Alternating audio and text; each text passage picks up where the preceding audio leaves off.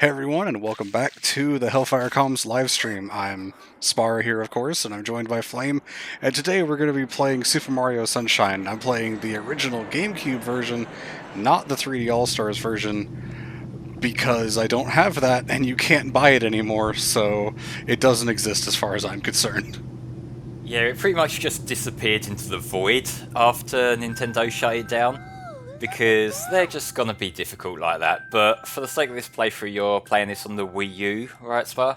Yeah, the Wii U homebrew, honestly, it's fine. It's basically like playing it on a GameCube. I've even got the adapter, so I'm using my Wavebird controller. So it's, it's perfect as far as I'm concerned. There's probably a couple of things that are a bit strange, like lighting bugs. Trying very hard not to say lightning bugs there. Things like that will pop up every so often. When I was doing my practice for this over the past few days, I was having a lot of trouble with the camera, honestly, which I find strange because I never had trouble with the camera in this game.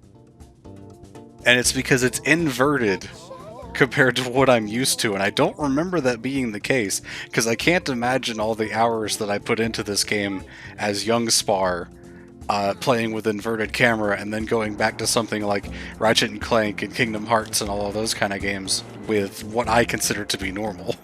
Well, the thing with camera controls is it's always a little bit confusing when you try and recall things, especially when you consider that what is the standard camera control and what is the inverted camera control can vary from game to game as well.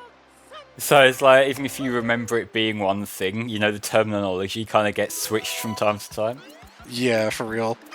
This game, there's obviously no settings. I think they did add an option for 3D All-Stars that you can switch it, and also, like, customize your controller. I think later on they added that, where you could customize some controls.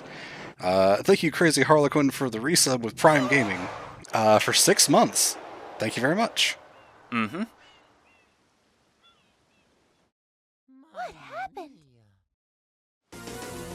But yeah, in terms of the controller support, it wasn't actually until quite a little bit later that they patched in the GameCube controller support. I remember that being one of the sort of frustrations people had with the collection, in that because the Switch controllers don't support analog controls like the GameCube controller does, it just made certain parts of it a little bit awkward. And I will say right here that the problems that Tom had during Sunshine on his launch day stream were because he was using a Switch controller. Don't give him an out. Because when I rented this game, because I was going to record Sunshine and Galaxy for the non-com channel, I played with the Switch controls, and I hated every second of it. Oh my god, it was awful. It was just the worst thing that I have ever tried to play. And then you told me that they added the GameCube support, and I was like, oh shit, they did, really? Because I didn't know about that. That should have been there at launch, to be fair. Right, yeah. And you can swap the camera around so that it's, the way I like it. So yeah, it was great. I ended up getting to, like, one of the missions in Serena Beach where you have to get the Yoshi into the pool area, and for whatever reason my mind couldn't process, like, which way I was supposed to go, so after an hour of attempting to get a good recording of that one, I just gave up and deleted all my footage. Yeah, sometimes you have to just know when to back out, but, like, this is a tamer example of it, but this is a problem that a lot of Nintendo games have, where they're designed with very specific hardware in mind, which means that if you can't port over that exact hardware, then it means that it's going to be a step down. And we had a similar sort of thing with Galaxy as well, where, like, the original game was very clearly designed with the Wiimote's pointer, and you can pick up star bits in that port using, like, the motion controls on the Pro Controller and that, but it's such a different way of working motion controls that it's just not really a direct adaptation.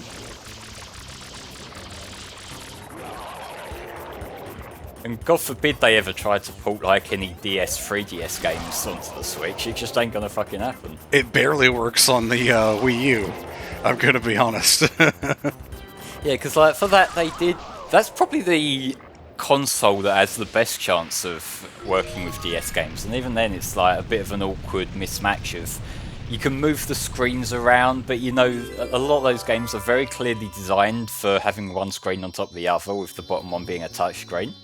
So it's like you can't really do all that much with it, and it's another reason, on top of like the corporate bollocks, as to why Nintendo games are kind of a preservation nightmare. Yeah, I had set up Colors DS, which I'm doing as part of, hopefully doing as part of the bonus block for the Sonic-a-thon 2 coming up. I had set that up on my Wii U, and it was like, if I want to play this in the best way possible, I need to turn the Wii U gamepad sideways and control it with the D-pad, which is now at the top, and the face buttons, which are now at the bottom. And that also appears on the screen, which would go to my capture card. And I was just like, you know what? Maybe I'll just use an emulator. Yeah, it's probably for the best. It's one of the things that, like, even though in general, when I'm recording games, I tend to prefer emulating wherever I can, because it's just usually better quality. But there's certain DS games that I'm just like, I'm not doing that, if that's okay. You know, like some games I have to just use the 3DS for, even though like it's dog shit quality compared to the emulator. Mm-hmm. Yeah, I've played a little bit on the 3DS emulator, not very much. I played through the first dungeon in Dragon Quest VIII on 3DS, and I tried to play Mario Golf. I think it's Open Tour is the 3DS one. And oh my god, the lag on the title screen. You know that video that went around when they added Mario Kart 64 to Nintendo Online? Oh yeah. Where everyone was lagging on the title screen because it was a multiplayer? That's what it was like trying to play that on 3DS just on the title screen. And I just kind of said, nope, I'm good. I don't need to play all the Mario Golfs. Yeah, as far as I know, Citra has been getting better over the last year or so. Like, there's a lot more games now that just run at full speed.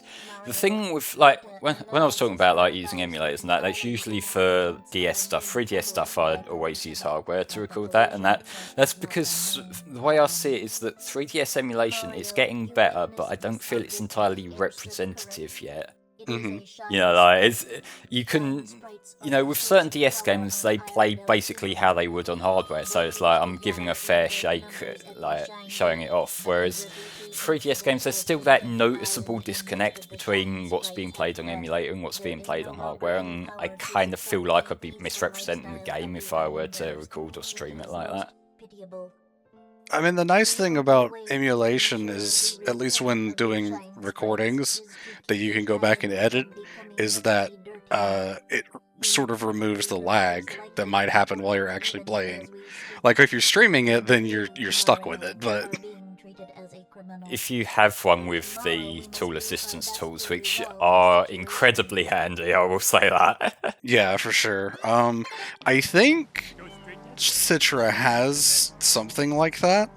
I don't know if they have the movie tools, but it might have the straight up recording that some of the DS ones used to have, where even if it lags while playing, it'll show, you know, at normal speed when the actual file is output.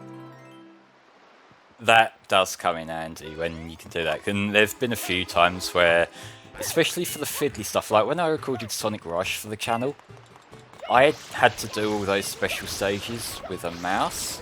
Oh. And, you know, that's not the sort of thing that you can do in one smooth take. That's the sort of thing that you have to do, like, a little bit at a time in chunks. And, fuck, I weren't going to get that down in one hit, I can say that much. Yeah, I mean, at least the ones in Colors DS are pretty simple. Those actually work pretty well on an emulator because they are just basically half-pipe kind of thing.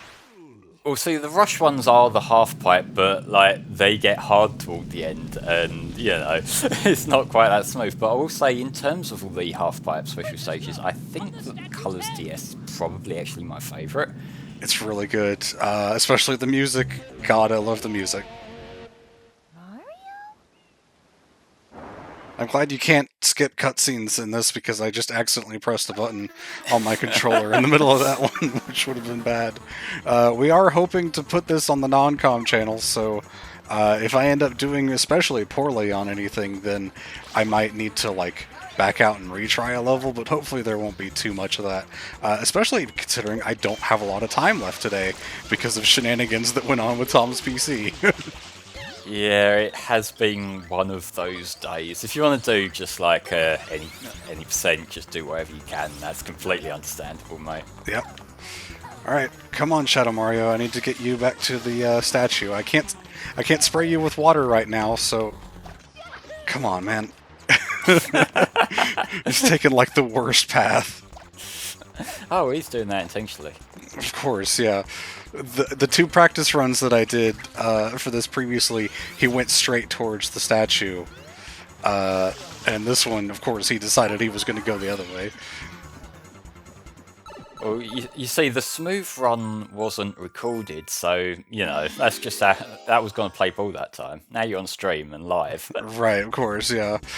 Now, Gold member, we have like, they know that I've told them that they're not allowed to reset the hard drive. If worse comes to worse and the hard drive needs replacing, which I can't see it being. We've been doing all kind of troubleshooting. It doesn't seem anything hard drive related. But even so, we have a way to grab stuff off it now, thankfully. Yeah, also, I'm pretty sure most of the stuff is backed up on, like, a side drive anyway. Yeah, I think the only stuff that's potentially at risk are like the handful of Kirby videos that Tom and Tanner recorded just before it fucked up. Yeah. See, this is not a great run so far. It's fine, you're doing fine. I'm not dying, and therefore it's okay. It's basically how I'm gonna feel about a lot of this. I'm usually pretty anal about the stuff that I'm recording. But like for this stuff that we're just using off the stream, I don't feel like I really care that much, to be honest. It's like, worst comes to worst, you know, I can cut stuff around and that. Yeah, like, I feel like this feels more authentic than getting a perfect run, even if, like, that wasn't super great, just for, like, the first level shine. Oh, we're being authentic, are we? Realest motherfucker on the internet. Hey, Original Game Tier. Welcome to the stream. Yep, we're just chilling with some sunshine today. Trying to, you know, ignore the crushing weight of Tom's PC on all of us. Yeah, basically, like, I apologise if I'm a little bit more low energy than I was for the Spark stream, but it's just been one of those days. Yeah. It's, for those that don't know, Tom's PC has been out of commission, and he was supposed to have it back today, and it did come in the mail after being supposedly repaired, and it's having the exact same issue that he sent it in for. So none of us are particularly happy right now. Oh no, the narrative has moved on since then. We've had a very exciting plot twist of we got some instructions on what to try. And so Tom's tried that, and in the process accidentally broke one of the clips. So now it's got a different problem that he's gonna need looking at. Oh, interesting. Yeah, alright. That's, yeah, that's a mess. Like, I've told Tom just to put it away in the box for tonight, and I'm handling all the return stuff, because I know exactly how he must be feeling right now. It's just like that constant frustration, like one thing after another, and it. So yeah, that's why I'm handling basically all the correspondence with the PC people. Although even then, after what had happened earlier, I kind of, before I rung them back, I had to isolate myself for a little bit, because I know that the guy who answers the phone isn't going to be the guy whose fault it is, but I also knew the sort of mood I was in.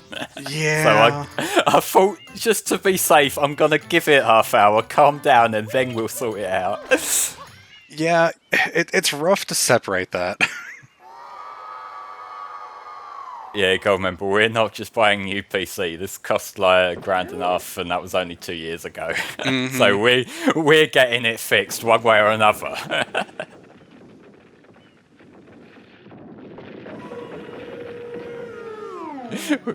Which one of us do you think sounds like electrical based? I'm genuinely curious. I honestly don't remember what Electrical Beast sounds like, so I can't say I've ever actually watched any of his videos.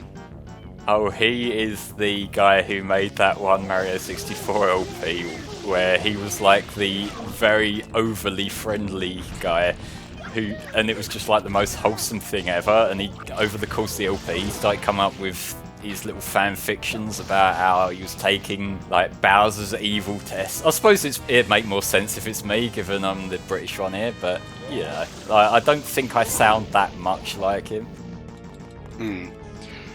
Unfortunately, the water clipped into Petey's mouth, which means he only got like a drop of it before he decided he was going to hit me again.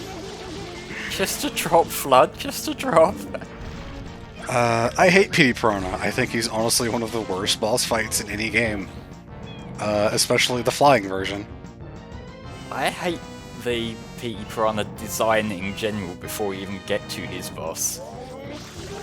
I don't know, it's one of them kind of character design tropes that I've never really liked, and I think it's just more a sort of throwback from being scared of this kind of thing as a kid.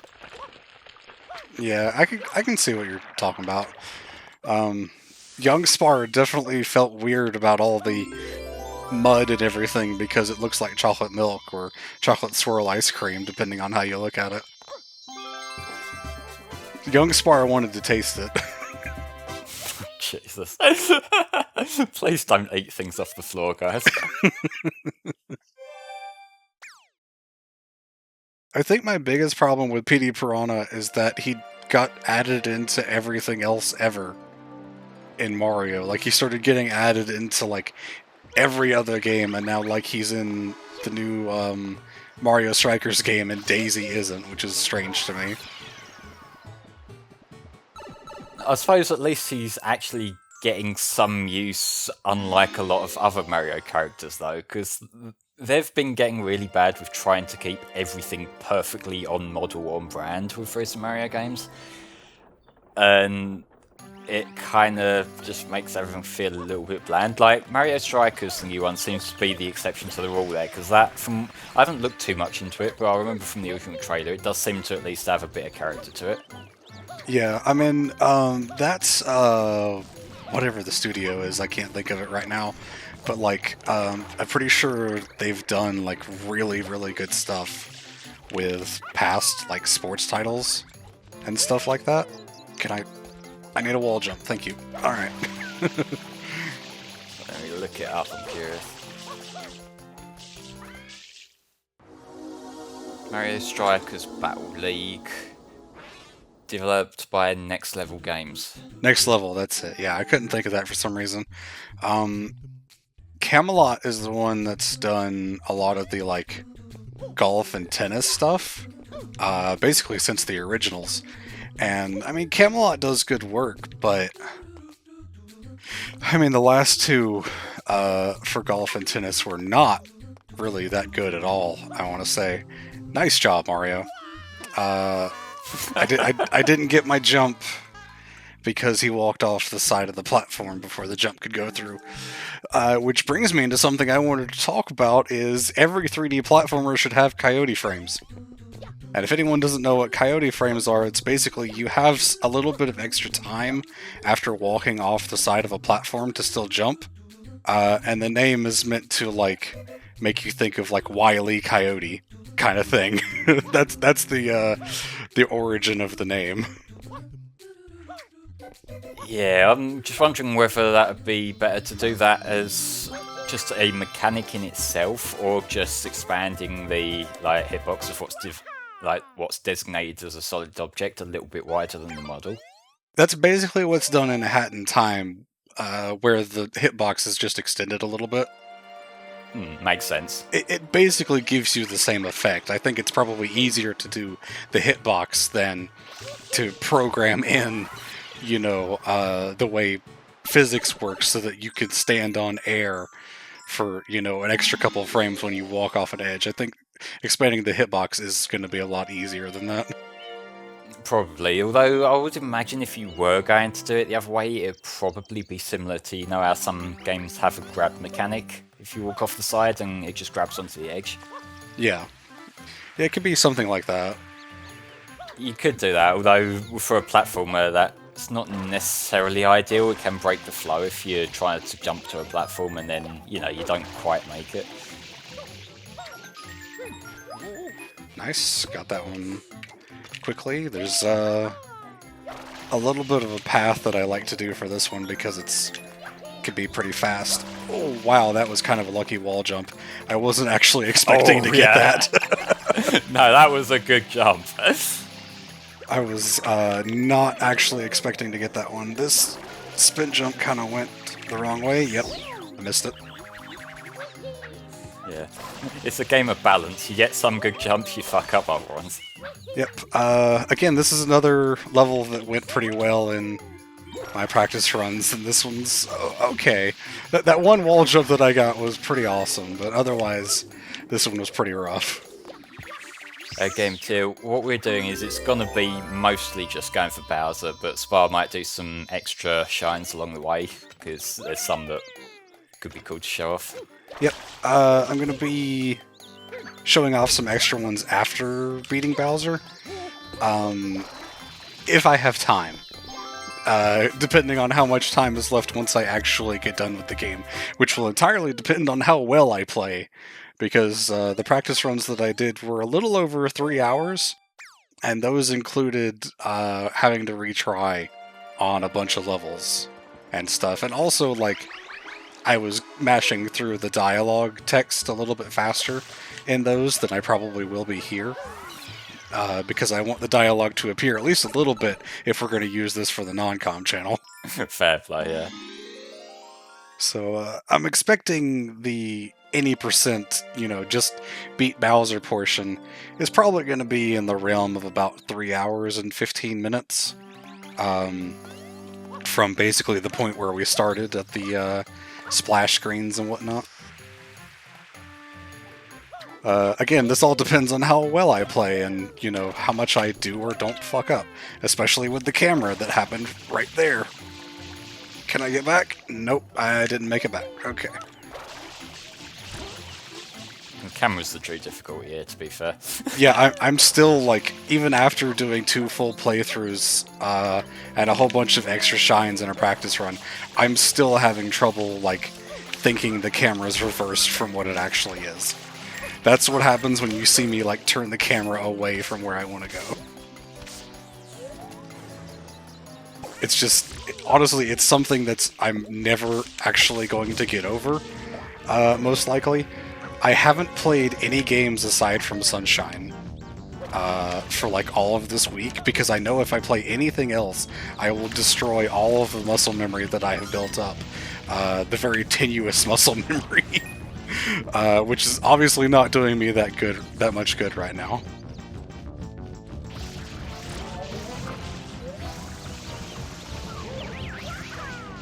Alright. I hate the flying PD Piranha because there's, like, so much other stuff down here that could, like, screw you up. Yeah, it's like you're either looking up at him or you're looking down at what's in front of you and in your way, aren't you? So you can't, it's kind of, you got to balance both. Yeah, and, like, obviously, like, all the mud is spawning the little goopy, like, fake Goomba stuff. I don't know what they're actually called. Annoying little shits. Yeah, that's a pretty good name for them. I like that. Can I hit PD from there? I don't know if they'd print that in the manual or what, but, you know. Yep. I was actually just out of place to be able to hit PD from where I stood that first time, but whatever. There's also, like, I've had times where you can knock PD down, and he just never does this bit where you can, like, fill his gut with water. He will just completely, repeatedly do the tornado thing, and then just fly back up into the air. Like, he just never does this, never makes himself vulnerable. So it sucks when that happens. Which way are we going? We're going this way. Good, okay. Probably not going to have time to refill my water. Oh, you went this way. I haven't had one that goes this way in my practice. Oh, he's taking the long path. Interesting. Of course he is. By interesting, I mean fuck.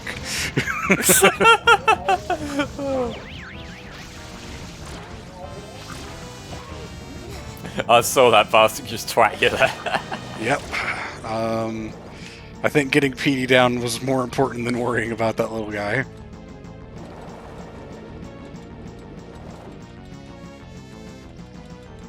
What, that Goomba was like climbing on top of PD right there. The Goomba. Goomba? No, I don't like that. Oh, and that one drops some water that I don't need anymore.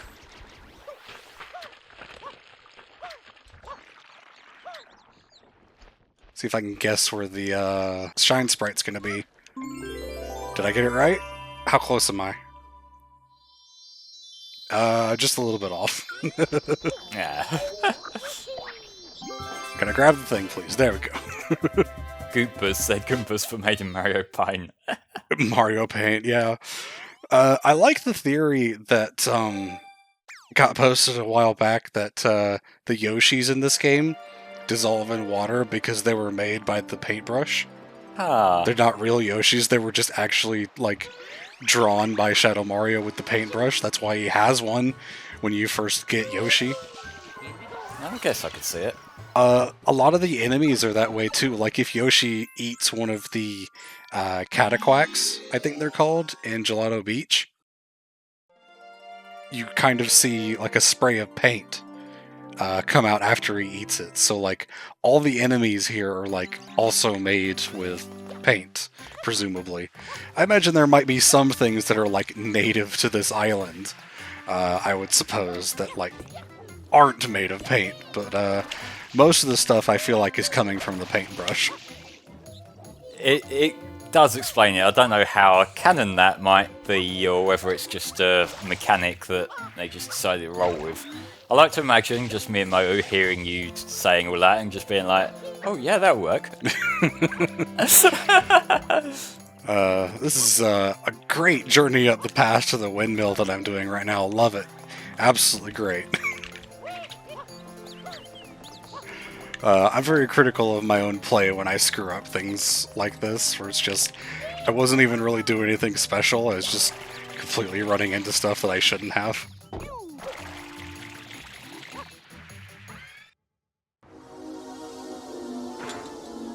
I mean, the booze looking different is probably more because of the art style than anything else, because I think this game looks different than any other Mario game because of the way they had to set it up with the lighting and everything. And I think it looks beautiful. I said during Spark, I think, that this game is still gorgeous even to this day, even on the, normal version of it. Yeah, it's got one of them art styles that, it's simple enough that upscaling it, even like the way we are, it still maintains the charm of what it was, Mm-hmm. And the colors still pop. Like, honestly, this is a really bright, bright and colorful game, which makes sense for, like, what they're going for with the, island lifestyle and everything, constantly being in the sun and all of that. There are some times where it gets a little bit too bright for my liking, but again, you're on the fucking beach, what do you expect? Yeah, for sure. Color correction for this game was always weird, because sometimes you can overcorrect and end up where the sand on the beach is just like a complete, just an array of white, blinding light, rather than what it's meant to be. I'm gonna be very cautious with my movement here, because I don't want to die. Do you remember in the remaster, during this section, where before they patched it, they left in all the guidelines as to where they all move? Is that what that was? Yeah. Because that's a thing that can show up in emulators sometimes. That's hilarious. Yeah, it kind of felt like, maybe they've got some post-processing thing that hides it that wasn't working. But yeah, it took them, I think it was like a week or so after we did our stream that we just saw like the thing come out and say that yeah, this is a glitch, we're fixing it. All right. That's actually fascinating. I thought I remembered that, but maybe I'm not sure. You know, everything kind of runs together when it's longer than a day ago. Yeah, and like to be fair, during that stream, I think you were on for a couple of hours of that. I was on for like the other 13. So in my brain, everything sort of mushed together. Yeah, I was gonna be on for like a greater part of that, but then shenanigans ended up happening, and Mom ended up needing me more than expected, and Yeah, that's fair. yeah, I ended up having basically a bit of a not a like full-on mental breakdown, but definitely not a fun day. Cool, I got him before the wall jumps. It is stressful when things don't go to plan, so I understand completely, mate. It's just like what I thought. It's kind of funny to look back at now. Is that I don't think I was even aware of what I was saying through like the entire second half of that stream, because like if you've watched any of the other streams on, you know my stamina wears down pretty quickly, and that was just like pure. I might as well have been doped out. Oh yeah. Again, I apologize for having to do that, but there was no way. Like, I think I actually came onto the stream for like 20 or 30 minutes, and I kept getting called away multiple times, and eventually I was just like, I can't do this. I'm actually getting like livid at you know, what was going on, because you know, I had told my mom that I was going to be doing something, but you know, you can't schedule stuff around Parkinson's disease and you know, stuff like that. So She's not well. She needs help, don't she? Which is Yeah. understandable. It's actually why we ended up having to reschedule this from Monday's stream, because that ended up happening as well. For those that don't know, actually I don't guess anyone would know, because I don't think I talked about this outside of our Discord. I went out to get breakfast for me and my mom on Monday, and I came back and we ate like normal, you know, nothing special going on or anything like that. And around 1 o'clock, I wanted to see what she wanted for lunch, because I was, you know, gonna get prepared for streaming this on Monday. And she looked at me like she had seen a ghost, and she said, "Where have you been all this time?" And I was like, "I was just back in my room." She thought I had been gone for 4 hours getting breakfast, because something had happened. She had a dream or a hallucination. Or something like that, which is a symptom that can happen with Parkinson's disease sometimes. And so she had basically forgotten that I came back with breakfast, and was like convinced herself, because I had been supposedly gone for that long, that I had gotten in a car wreck and was like in a ditch somewhere. Oh, bless her. Yeah, it was not fun. I ended up taking the day off to help with her, which I definitely don't regret, because she needed me that day. We ended up sitting down and watching Aladdin, which was cool, because that was actually the first time I had watched that since the original Disney-thon. Alright. And yeah, it hit harder, the emotional beats in that one, now that we've lost both Robin Williams and Gilbert Gottfried.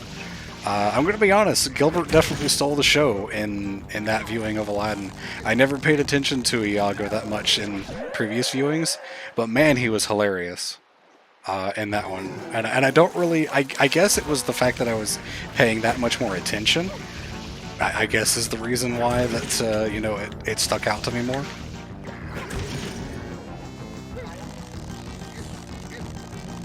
But yeah, it was actually a good watch, and man, I love Aladdin. Obviously, the animated one. I haven't actually seen the live-action remake, whatever you want to call it, thing. Thing is a good description for it. I've not heard the best about the live-action remakes they've been doing recently. Admittedly, I will say I have little to no attachment to the animated films. It's just Disney was something that I never really cared for as a child.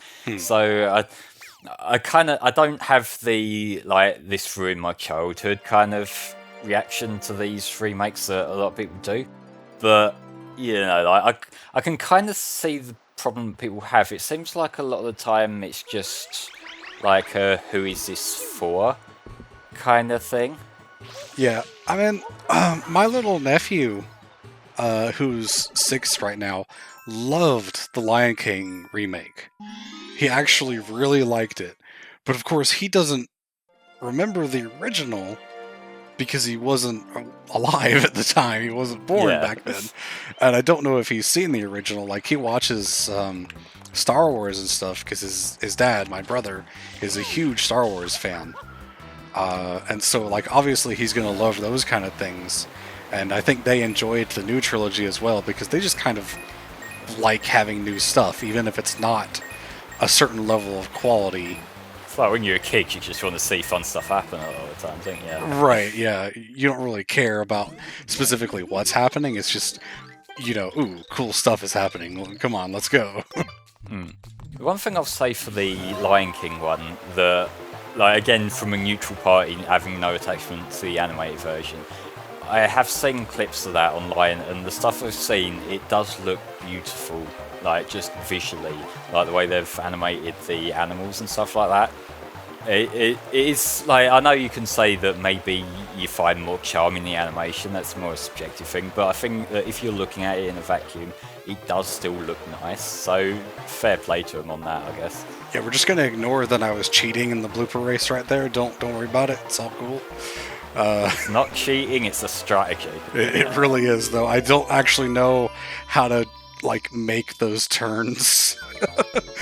You probably have to use the slowest blooper, but then, of course, like, you don't actually hit the time requirement. So, yeah, I'd rather just cheat. Understandable.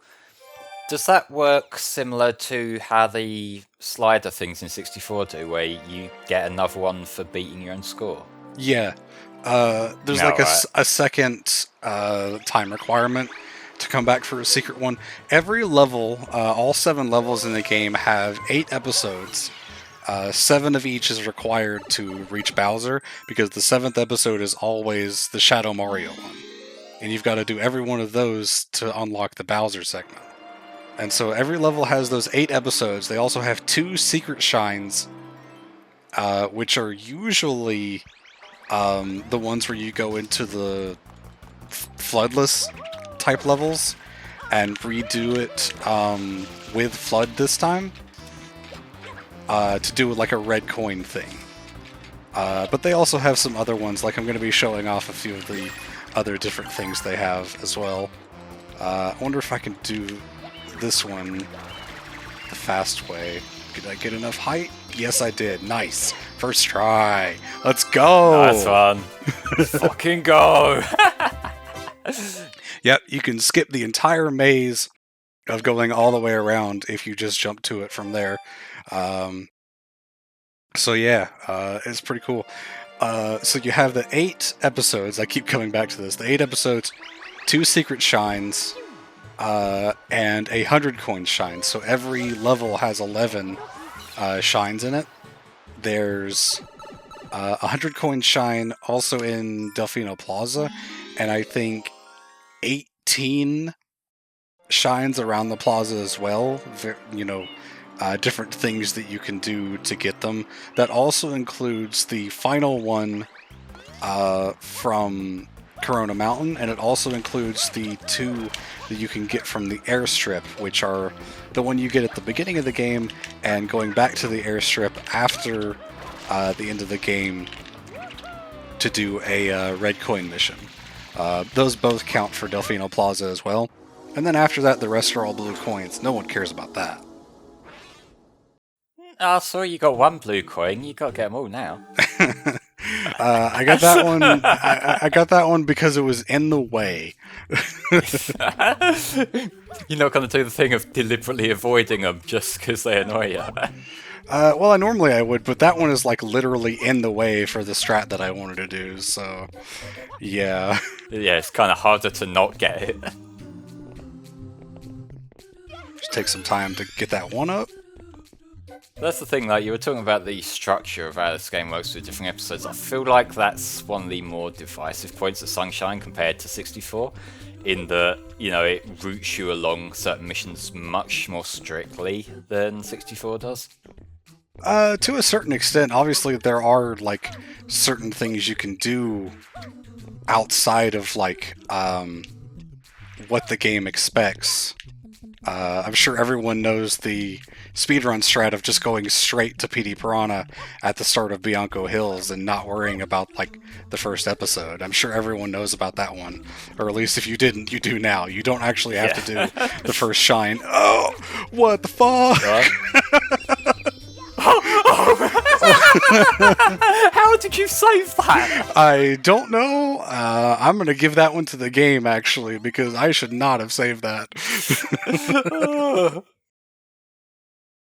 Yeah, so, there's a few things that you can do out of order, but, like, for the most part, you are, like you said, routed to what the game expects you to do. A lot of things are only available in certain episodes or missions or whatnot. Yeah, you really can't do a lot of things out of order. Like, you can do PD before the first one at Bianco Hills.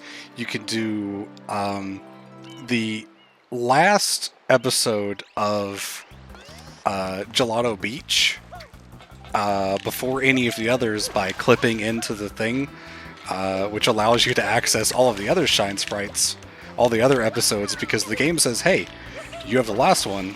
You must have done all the others. Here you go. And so speedruns will use that to, you know, skip ahead. Bounce? Okay, I'm glad I hit that bounce.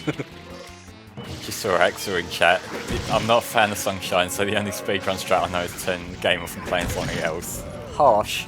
But fair, honestly. The game's not for everyone. It's definitely my favorite Mario game. I would honestly put this above Galaxy, you know, Odyssey, or any of those. I just love Sunshine that much.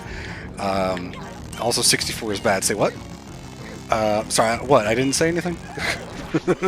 64 is one of those games that I think it has a reputation that maybe is a bit too generous, but at the same time, I do appreciate it from a design sort of perspective. Like, I like the fact that it's more open and, you know, it's not trying to railroad you quite as much as Sunshine does. But again, I realise that that's you kind of, like, I feel like with 3D Mario, everyone either falls one side or the other, and with Sunshine in particular, it's either your favourite or your least favourite. Yeah. I don't see that many people who play Sunshine and are like, oh, that was okay. You know? Like, Yeah. I saw one streamer who played it, who was known for, like, Mario stuff, and they had never played Sunshine, so they played it blind on stream, and they were like, yeah, that was sure a game. It wasn't a good Mario game, but it was a game, is basically what they said. I think it's one that you probably look at harsher in retrospect as well now, given, like, a lot of the stuff that people do see as issues for this were kind of polished up a bit more in Galaxy, and so having that hindsight. But even then, like, I'll say my favourite 3D Mario is Odyssey, which is arguably a completely different approach altogether. So it's kind of hard to define what you would necessarily expect from a 3D Mario.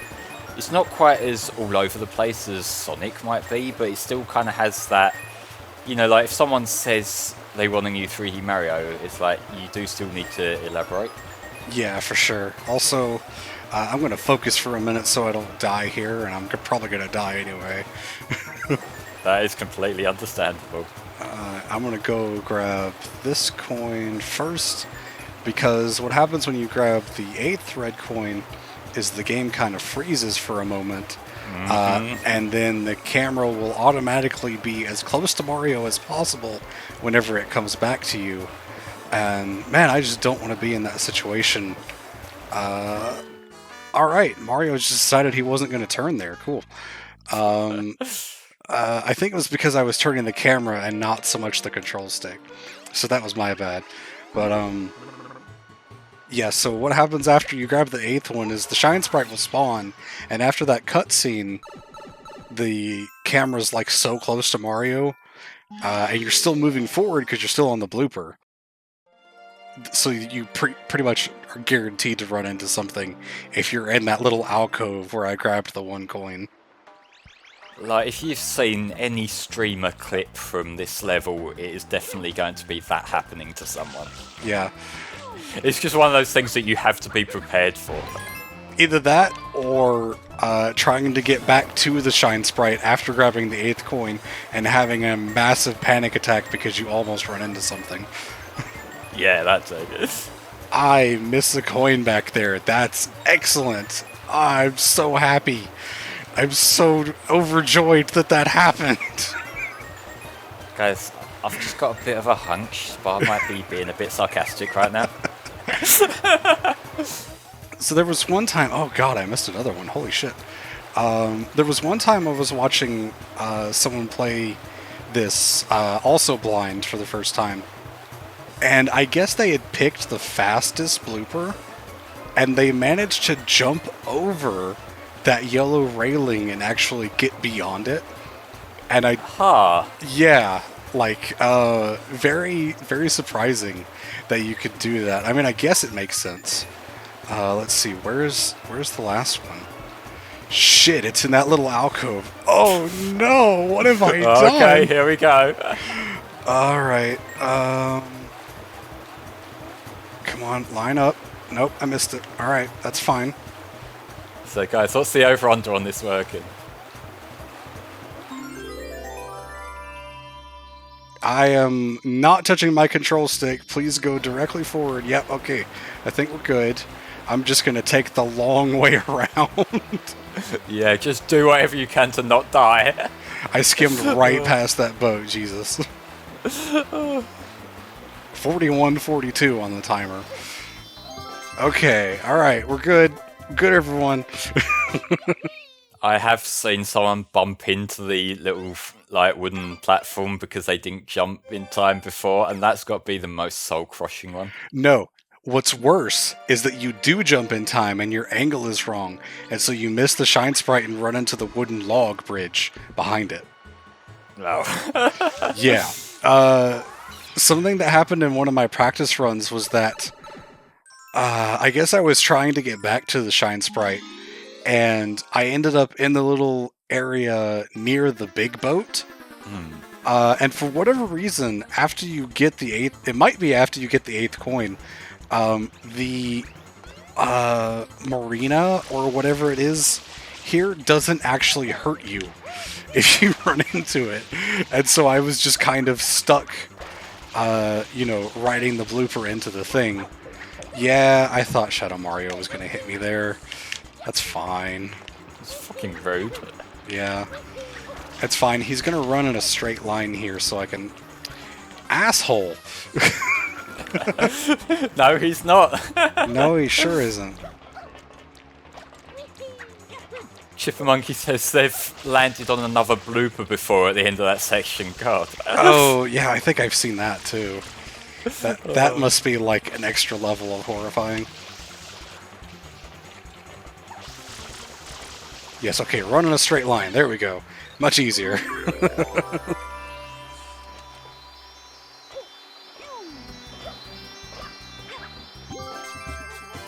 Alright, done with Riku Harbor. I'm gonna come back and show off the 8th episode for this one because it's funny.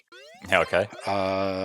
I'm not going to be showing off most of the 8th episodes for most of the levels because they're kind of just red coins again for a lot of them, and it's just not that entertaining, really. Also, for some reason, that little intro thing that shows the lighthouse where Gelato Beach is, or Gelato Beach, or whatever, does not automatically continue. It waits for you to press the A button. All of the other intro cutscenes will move on after a few seconds. That one, for whatever reason, just never moves on its own. That's strange. But Yep, it sure is. we'll live with it. Yeah, that's why it kind of like got stuck on that screen the first time it popped up, because I forgot that I need to press the button for it to continue. It's one of those. You are absolutely right, Goldman, but Delfino Plaza would have been fantastic as a DLC area for Odyssey, and it just makes me sad that they never did DLC for Odyssey, aside from like the Luigi thing. I was going to say, what are you talking about? They did some great DLC with Luigi's Out of Bounds. I mean, balloons. Yeah. God. That took us forever to get a recording down for that, and a lot of them were ones that were clearly out of bounds. Uh-huh. Also, if you're paying attention, there's a little thing on the top of the lighthouse that you break by using the rocket nozzle. You can actually see it in the air before the lighthouse comes back. So, if you can access the rocket nozzle before, unlocking the lighthouse, which I don't think is possible without hacking in some way, you could possibly get that shine, without the lighthouse being there, if someone wanted to do that. Yeah, at that point you're just deliberately fucking around with the system, though.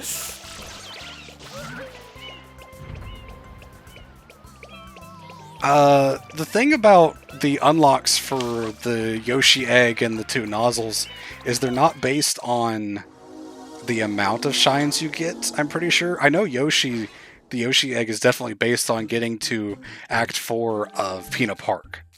It doesn't matter how many shine sprites you have, if you haven't done that one specifically, he will not spawn with the Yoshi egg. And the 2 nozzles will also not appear unless you've gotten the Yoshi egg before. Thanks, I didn't do a dive roll out there. I pressed the button, but Mario decided not to do it. That's what I get for trying to be fancy, I guess. Yes, and I don't remember if there's a specific level requirement for the 2 nozzles. They might just be a certain number that you have to have after the Yoshi egg, because usually they appear right away after getting the Yoshi if you wait until the end of Pin Apart and have done everything else up to that point. That is usually what happens there. Nope, that's not what I wanted to do. Okay.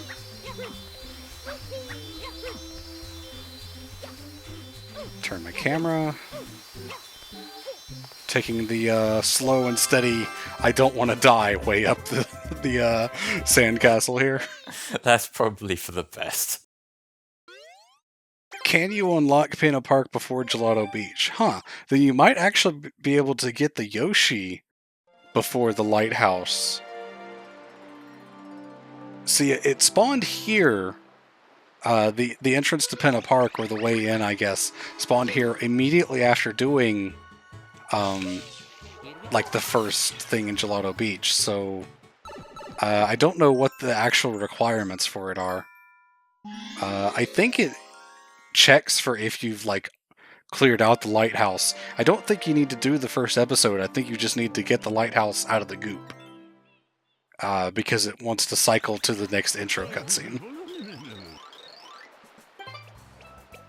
Now for probably one of my least favorite levels in the whole game. I hate these goddamn things. They're super fucking annoying. And they make weird noises with their suction cup feet.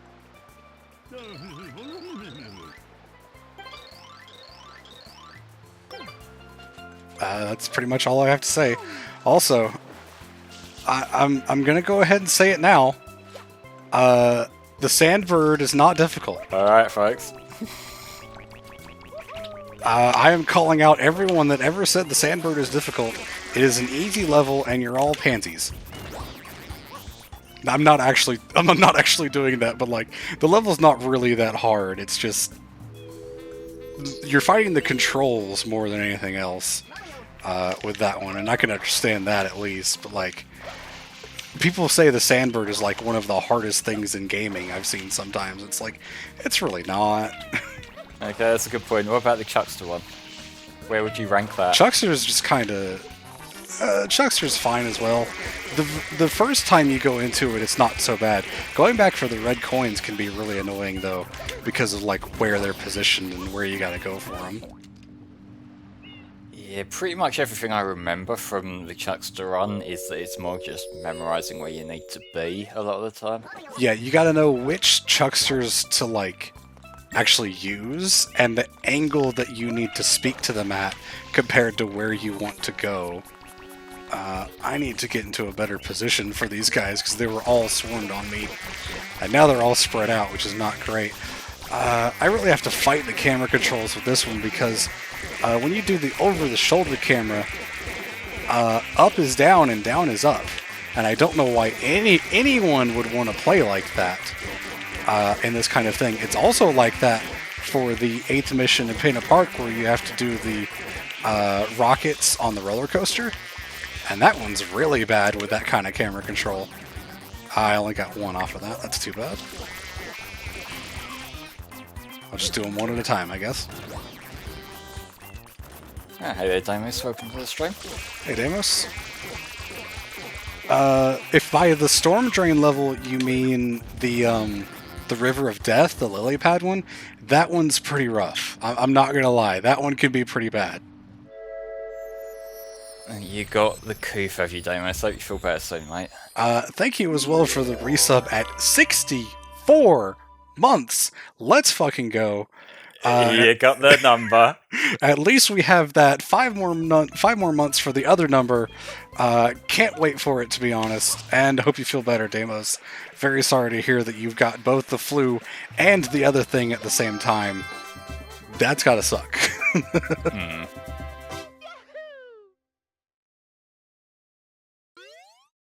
Yeah, Goldmember, I think I was mentioning that earlier. You can invert the camera controls in the remaster. I think you can specify like how you want it when doing the normal camera, and also like when aiming in the over-the-shoulder camera. I think you can set 2 different controls for that, which is great. I love when games do stuff like that. It's actually awesome when you can specify third-person camera and what you want in a first-person / over-the-shoulder thing. I mean, in general, the more rebinding options you get, the better, really. And it's something that I'm glad nowadays developers are starting to consider more. Yeah, for sure. I always look at it in the sense that, to a certain extent, more options is always a good thing. Like, I think there's a level where more options can be bad, but I think when it comes to video games, having more options is pretty much always a good thing, and especially if you're talking about like accessibility options as well.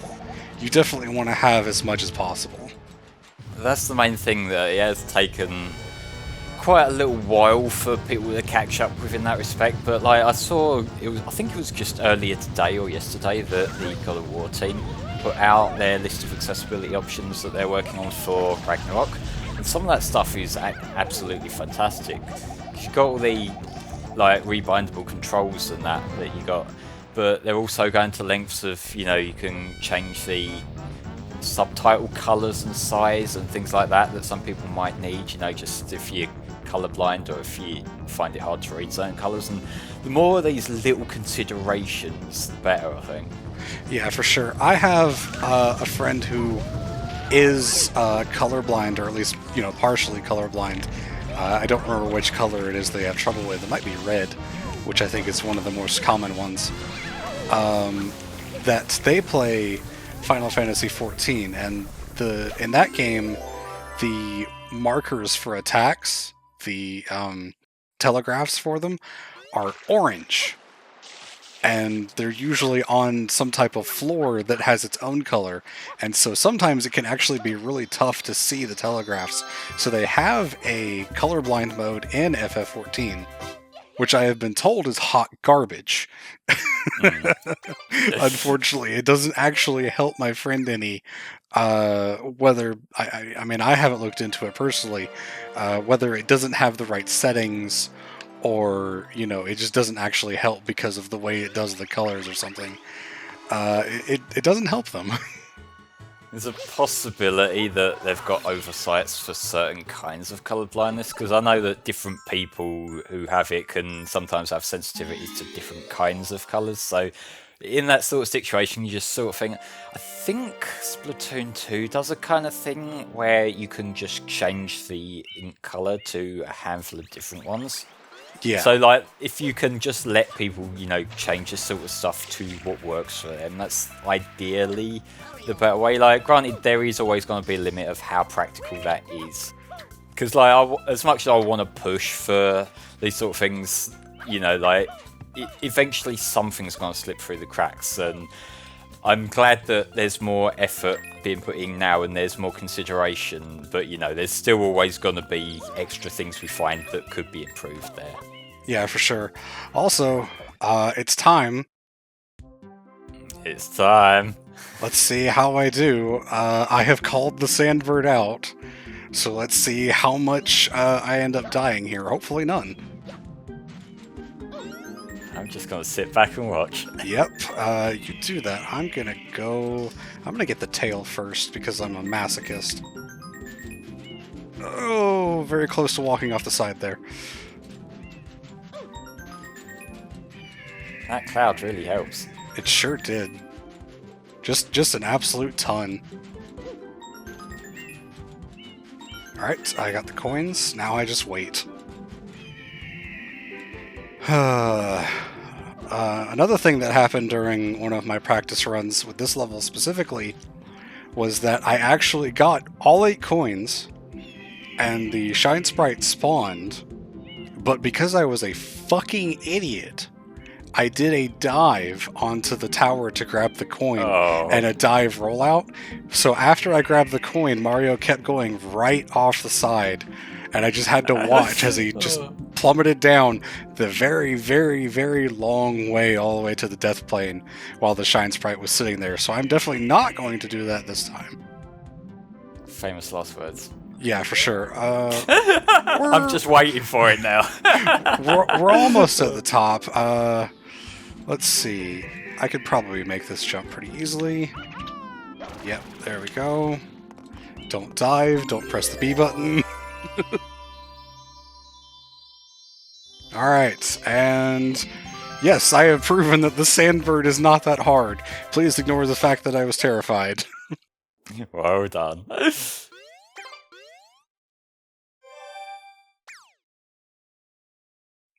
I was actually kind of hoping that I got stuck on that, so you could do the montage thing you said on Twitter. But I'm also kind of glad that I did it without dying once, so I could actually, like, you know, live up to what I said. Yeah. Oh, you definitely want to come back for those blue coins if you care about them. Trying to get those and the red coins at the same time, like in a single run. Oh, man, I couldn't imagine that. I mean, I don't care about the blue coins in general, but, like, still. I like these levels, honestly, with Il Piantissimo. Oh, these are the races, aren't they? This is the races. Also, for those of you that did not see my tweet, reminder that the word pianta means plant in Italian. So, Il Piantissimo means the very plant in Italian. Okay. Yeah, so I don't think Nintendo expected, like, people to care about what these words actually meant to, like, translate that, but very funny name, Mr. Man. Also, as many people probably know, under the mask he has the same model as the male guy from Ocarina of Time. For anyone that was not already aware of that. I can't wait till your Did You Know Gaming contribution start. If they ever contact me, sure, yeah. As long as they can deal with some idiosyncrasies that I have that I think you know about that Tom struggles with. I hope you're doing fine, Deimos. I hope it's not too bad for you, and I'm glad that we can be here to provide you some modicum of entertainment, I suppose. Mm-hmm. Yeah, when I was at the Coup for a few, I think it was about a month or so ago now, I remember there were like a day where I was just sort of coughing a bit, then probably about 3 or 4 days where I was basically dying, and then after that it was just like you start to feel a bit better, but you just sort of got lingering stuff, and that's when you just sort of try and pick yourself up a bit. Yeah.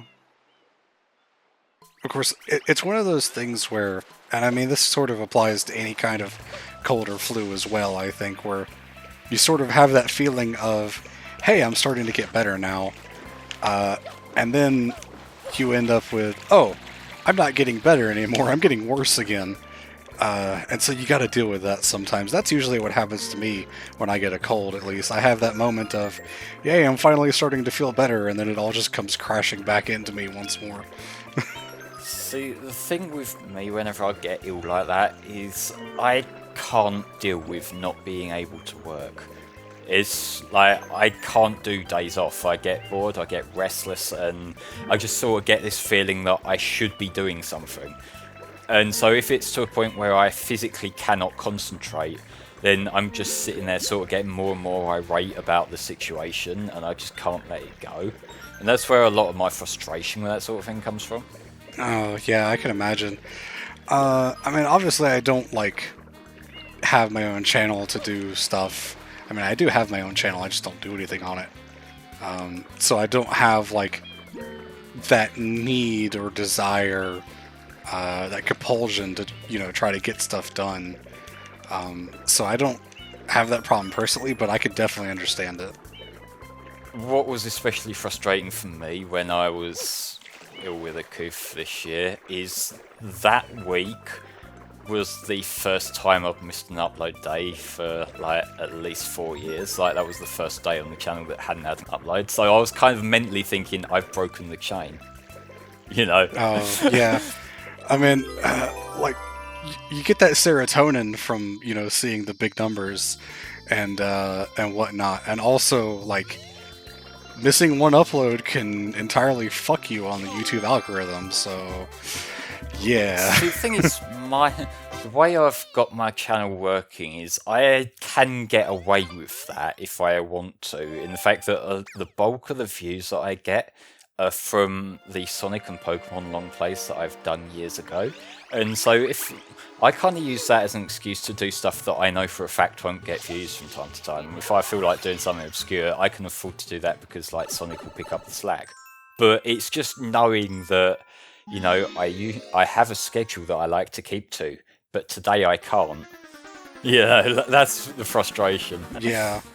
I mean, I started a project earlier this year where, you know, it was going to be me uploading a single video per day of a certain game, and my plan was to, like, start that this year, and I did start the recording for it, but then, like, stuff for KH1 ended up taking a lot more time than I expected, and so I kind of put that on the back burner, and now I haven't touched that project in about 2 months. Yeah, that's the sort of thing that at this point you're probably better off coming back to that next year, aren't you? Because I know you're trying to sync stuff up. Well, I think at this point I'm not so worried about the syncing it up as I am just, you know, having it the way I want it. I'm not so much worried about syncing it. So, like, whenever I get it done, I'll probably just start it, unless it ends up taking so long that it rolls around again to next year. Fair enough, yeah. Yeah, would be a thing, and, you know, that depends on... I've got other projects that I've got to work on, too, for certain things, so it's probably just going to wait until definitely after the Sonic-a-thon, for sure. And I've got something that I need to work on after that's over, and probably once I get that done, I'll go back to this big project and probably finally be able to announce it, because it actually should have been started already, based on, you know, the date that I had been planning to start it. I'll go ahead and say it has something to do with Persona 5. Wow, really? Yeah, who really far? Who could have guessed that? Yeah, so the special thing that I wanted to do for it involves recording it. And I really like the idea, and I think it would be really cool for people that want to see the game, and also, like, people that want to see all the little stuff, the little secrets, NPC dialogues and stuff like that. I think it's going to be really great, which is why I'm still looking forward to, like, getting back to it. It's just, if I want to, you know, do something like that, I've really got to, you know, do that.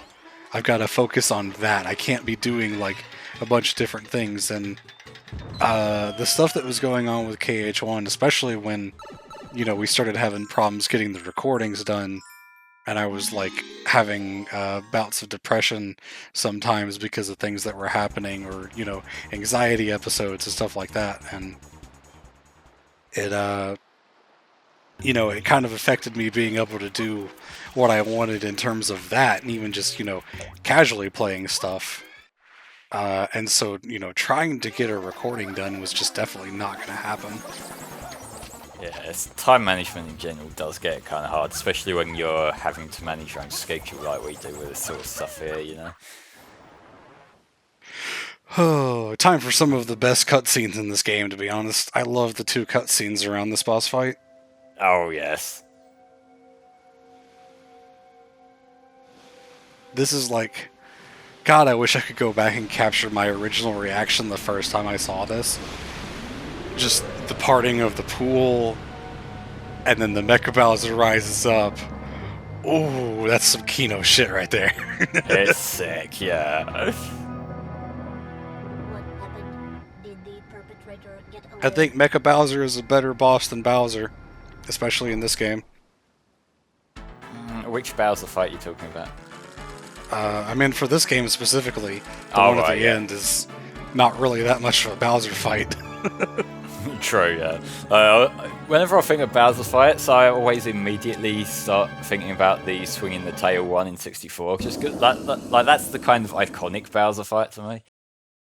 I love the one in Odyssey. The Punch-Out stuff is just so cool.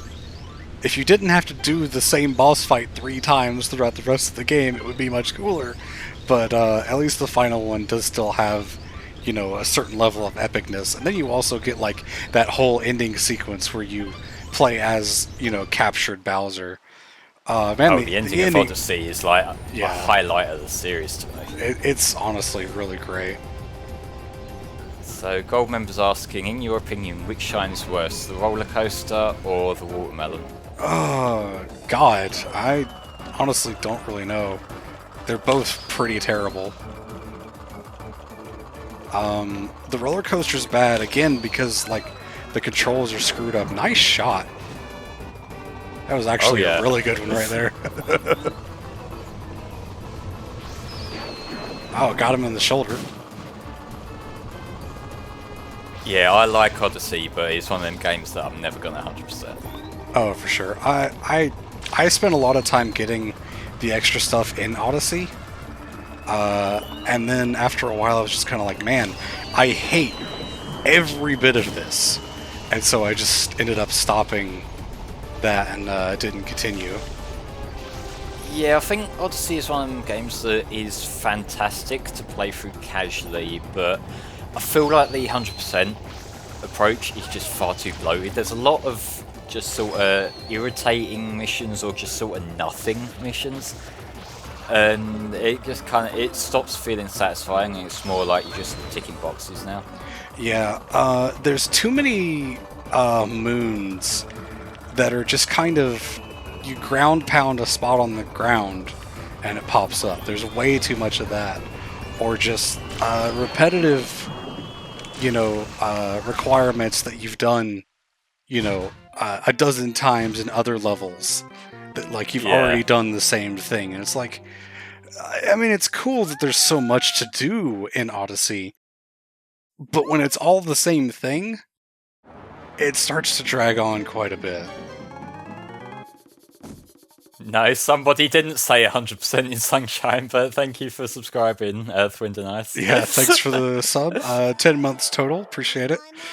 100% Sunshine is something that I will never do because I think the blue coins are about as ridiculous as the moons in Odyssey. I think they're a pretty similar level of horrible in terms of trying to get all of them.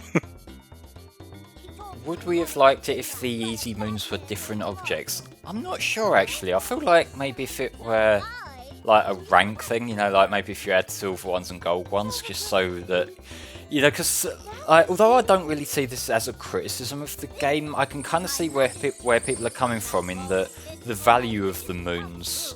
It's all over the place, you know, like some moons you get just from doing a ground pounding in a certain place, other ones you've got to do like a really complex bit of platforming. So I could kind of see if they were going to divide them up for a sequel, that would make sense, but it's also not really something I think maybe needs doing. Yeah, I mean, the ones that you ground pound a specific spot, I think you're meant to use the dog to, like, sniff it out. And so you're meant to, like, follow the dog as it's tracking it down. And so that's the time investment. But you can also just go straight to the spot if you know where it is. Well, like, a lot of them just sort of sparkle, don't they? Yeah, there's a few like that as well. The ones I think are really bad are the fact that you can just buy them from shops. Yeah. There's literally like about 150 moons that you can just buy with coins. Or something like that. There's something like 980 something moons normally. And then there's like another 100 something on top of that you buy from shops. Or something similar to that. And it's absolutely ridiculous. In terms of the original question that Goldmember asked about if the easy moons were different objects, I think it would have been fine to have more variety. I just hate that so many things are reused multiple times. You're, constantly doing the same stuff over and over. I think some of the ones where you get the 5 pieces of a moon to bring them together is cool because you're, like, exploring an area of the level to, like, figure out where the things are and go find them. And there's usually a platforming challenge involved, and there's, like, it's a process rather than just go here, do thing. Yeah. So the ones that are just like that, I just... Odyssey is an absolutely fantastic game unless you do the extra stuff after the end. Pretty much. If you try to go back in and get a lot of the extra moons, it just becomes such a slog of a game, and it actually made me hate the game for a long time. I actually had to, like, stop and disconnect, like, that part of the game from the rest of it, because honestly the main portion of the game is really, really good. And I really should go back to play that again at some point. Fair play to you, Goldmember, for enjoying all of it. I can't really understand, like, alright, some interesting physics stuff happening here, apparently. We're just gonna move Grab past on that. somehow. I will say, in general, there's really not that many games that I go out of my way to 100%. Like, the only ones that really come to mind is I like to do that with Mega Man X games, just because, like, there's usually a route you can follow that, you can pick everything up on the way without too much backtracking. But that's a very specific kind of example. And in fairness, I realise that post-game stuff, optional stuff, that's a much lower priority for developers. So if there's gonna be a bit of the game that's maybe a bit mediocre, a bit air, it kind of makes sense that's where it's gonna be. Yeah, for sure. But, it's just, that's kind of over the years, that's influenced my playstyle with a lot of games. I tend to... I definitely don't do 100% in, like, platformers and stuff. If I'm doing 100%, you could pretty much expect that I'm playing a JRPG. Something like Kingdom Hearts or Chrono Trigger or something like that. I'm definitely going to be doing as much of the side stuff as possible. I guess I'm just not getting that one up. Because at that point, getting it would have meant that I died, and it wouldn't have been worth the time. Basically, yeah. Like, there are some games that do sort of test me a little bit in what they ask for you to do, where you think that maybe some of it should be optional. Like Pokemon Legends Arceus, I brought this up in the LP, but I'm not entirely sold on the fact that in order to get the true final boss, you do need to have caught every Pokemon. Because, like, yeah, there's... through the main game, it's fun just to explore, to, pad out your Pokédex as you encounter new Pokemon. But once you get to that point where it's like, I've done the main story stuff, and now if I want the final boss, now I've got to do this. That's when it gets back into the whole thing of, now I'm just ticking boxes, especially when some of the Pokemon that you have to encounter are really fiddly as and when they appear. Mm-hmm. And that's the sort of thing that I think maybe that should have been just purely a post-game thing, or maybe like for the shiny charm or something optional like that. But yeah, it's one of the things of like, it's always going to be kind of a difficult thing of where do you draw the line of what's mandatory when you've got a pretty open game like that. Yeah, the Spiritomb quest is arguably the worst part, because that you've just got to find so many of them fucking little wisp things all over the place, and when it's first introduced to you, there's not really any in-game way of keeping track of which ones you've picked up and which ones you haven't. So even if you have been quite attentive to it over the course of playing the game, when you get to the end and you realise you've got a handful left, you're probably going to be doing a lot of backtracking no matter what. Yeah, that doesn't sound great. I'm looking forward to, like, when I play Legends, it's probably going to be, like, one of the things I pick up pretty soon. At least from, like, Gamefly, I'm going to rent it. Because, well, for one thing, I don't feel like it's a game that I want to own. I think I'm fine with just renting it, for one thing. And also, I'm planning to restart my Gamefly subscription so that I can buy Sonic Colors Ultimate from them for a pretty big discount compared to how it is from literally everyone else. Because they offer discounted prices if you've got the Gamefly sub. Yeah, fair enough. Yeah, I remember you mentioning that. Did it work out that even with the subscription costs on top of their asking price, it's still cheaper than everywhere else? It actually does, yeah. It actually ends up being cheaper, even paying the 15 or 16 or however much it is to restart my subscription. The cost and discount of the game that you get, it's a used copy that you get from Gamefly. Even with restarting the resub, it ends up being cheaper than if I were to buy it from PlayStation Digital or from Amazon. Oh yeah, Sonic Colors Ultimate is not a game you pay full price for. Yeah, it would have been... I mean, full price is definitely on digital unless they, run a sale. I think on Amazon it's $35. It's the version that comes with the Baby Sonic keychain because it's the only one that's on there. It's the launch edition that comes with that, which I don't know why. I love it when you see these launch editions that are still on sale months later. It kind of tells you what you need to know. Right, yeah. And so the price of... You get like a 10% discount or something for keeping any game that you have rented while you have the subscription. And if you keep your subscription for like so many months, you also start getting coupons for just like taking straight up $5 or $10 off of a game that you want to buy. So you actually get a pretty decent amount of value out of like a Gamefly subscription if you have the time to play the games. I end up canceling mine a lot, especially if I get into a phase where I'm playing Final Fantasy XIV a lot. Because if I'm playing that, I'm not playing the rented game. Is how it usually turns out. Yeah, I used to use a service over here. We have quite a similar thing called Boomerang.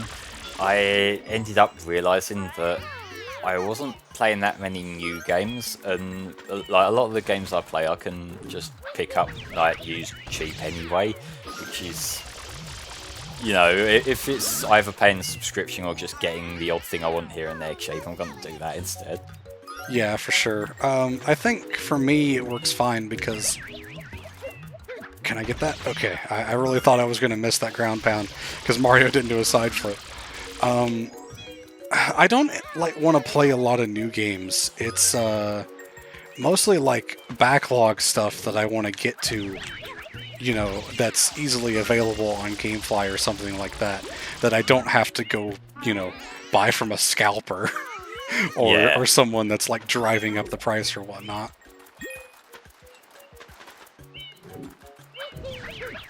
And done. Okay. There is a way that you can get all of the weird turtle things to wake up at the same time if you do the spam spraying, but one, I don't know how to do that, and two, because it's a GameCube controller, that would be incredibly loud. And so I will not subject you to my attempts at doing the spam spraying. We're not getting that GameCube ASMR tonight, guys. I'm sorry. I mean, you'll be getting a little bit of it, just from the noises of the controller as I'm playing, normally. But you're not going to hear me like trying to spam the buttons as fast as possible. Yeah, I noticed just how button mashy I get when I was editing the Spark video the other day. I had to cut out so much of that background noise. Yeah, it did get kind of bad during a lot of the boss fights, but I mean, if you're playing the game, you're playing the game. At a certain point, there's not much you can do about that. I think it gets to a point when I'm concentrating where I'll just, without thinking, I'll just lift the controller up closer to me, and given I'm using a headset, you know, it's going to pick it up that little bit louder. Yeah, this is true. Definitely. That can happen. I mean, especially if you get into one of those epic gamer moments kind of thing. That's the epic gamer moment that doesn't get us banned from Twitch, yeah.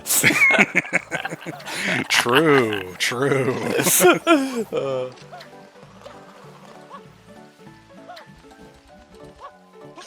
Let's see, I'm kind of taking the long way around. I guess this is actually fine. Instead of like going off to the left, because then I'd have to avoid more enemies. I want to come over here and get another one-up mushroom because, yeah, I don't want to game over. Understandable. For those that don't know, you can cause these things to turn over by spraying them. I've actually heard from a lot of people that did not know you could do that. Oh, okay. That's how you're meant to do this level, basically, is by turning those things over like that. Can I do the thing? I did the thing.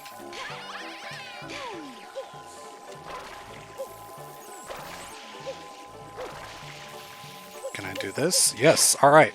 Speedrun strats, let's go. Yep, I basically avoided all the enemies and just kind of went around the climbing puzzle instead of, you know, doing it normally. Nicely done.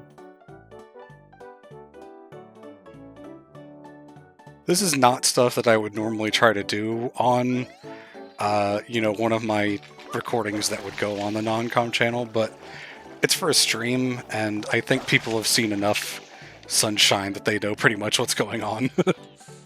Basically, yeah. Like that's the thing when you're doing games like this. It's like, you know for a fact this is not the first time people have seen this game in action. Yeah, for sure. Yeah, I think the actual speedrun, did they just climb on top of the Ferris wheel as it's moving fast to get to the top? I think I remember that being the case. Ah. Because, I mean, obviously that would be the fastest way up. It's just really, really hard to manage that. You phase through the wheels. Okay, so I guess you can't do that. I guess they didn't program any collision for them while they're going fast.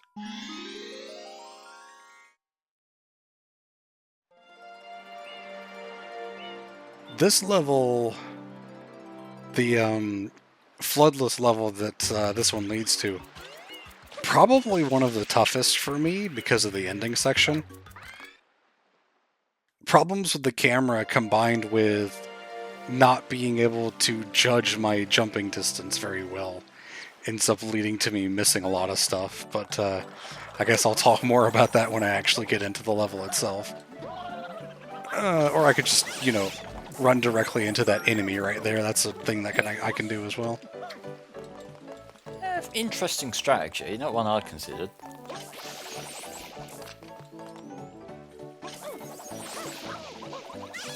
Right. I didn't actually have to kill that guy, but he was kind of in the way. And he ended up hitting me because I was an idiot, so... No, fruit, come back!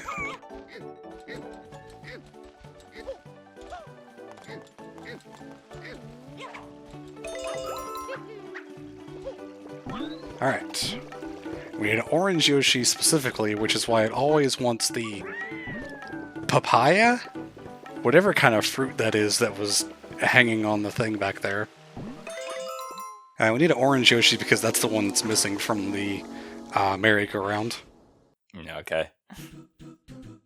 Yeah, that last section with the orange blocks is the one that I have problems with. Actually almost got a game over trying to do the red coin one where you come back to this level when I was doing that the other day to see how much I wanted to show off extra. And I decided that I don't want to do 20 more red coin levels because that's basically what most of it is. Yeah, yeah. It turns out, like, I mentioned that every level or area or world or whatever you want to call them has 2 secret shines.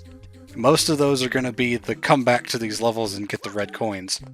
A few of them have things that are like different than that, like Noki Bay has a yellow bird that you can find, and if you spray it a few times it'll spawn a shine. So that's one of the secrets for that level, because it doesn't actually... Yep, I misjudged my jump there. So it doesn't have the... you know, it doesn't have 2 secret levels. The episode title for these floodless ones always have secret in the title. The secret of Hotel Delfino, the Yoshi Go Round secret, that kind of thing. You can always tell when it's going to be one of these if you pay attention to that title. I missed my triple jump there, and I had a moment of horror because I thought I wasn't going to make it. Yeah, you just got that at the end there. So if a level doesn't have 2 of these floodless secret levels, then it's... why did I do that? Why in the fuck did I do that? My god, that was a stupid jump. Okay. Alright, that was incredibly dumb. Don't know why I did it. We're good, we're not dead. It's fine. Best extra levels, obviously the river or the pachinko. Yeah, okay. I will be showing off the pachinko one. I will not be showing off the river one. Because I don't want a heart attack. Teleport, Mario? Yeah, basically. Okay, maybe I'm closer to electrical base than I thought. Alright. Alright, good. Okay. Those last couple jumps there could be really scary because of, well, bottomless pits, I guess.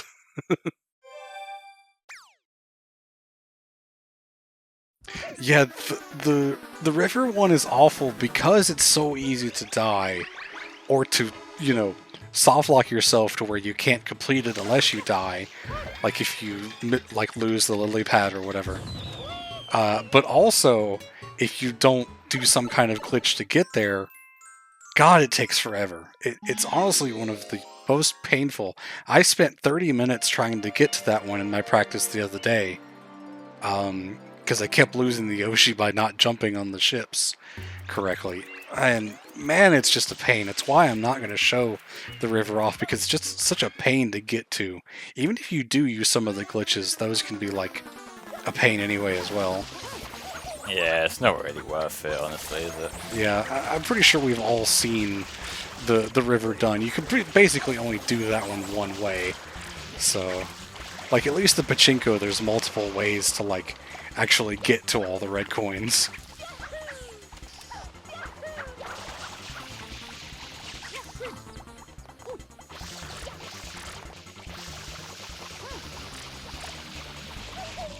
Alright, I think just a few more times hitting him here. And he bumped me. Yep, alright. I should have been able to finish it there, but he ran into me.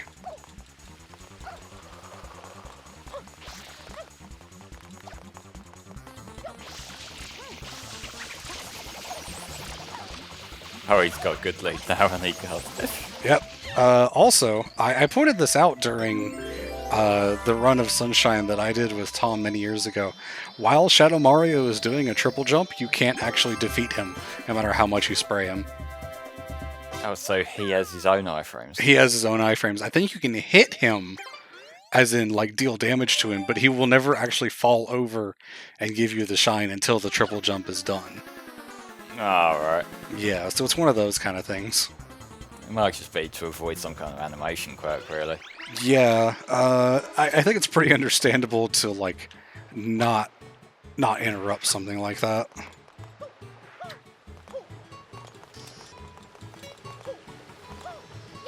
That was supposed to be a spin jump, but that's fine. I guess I didn't need a spin jump that badly.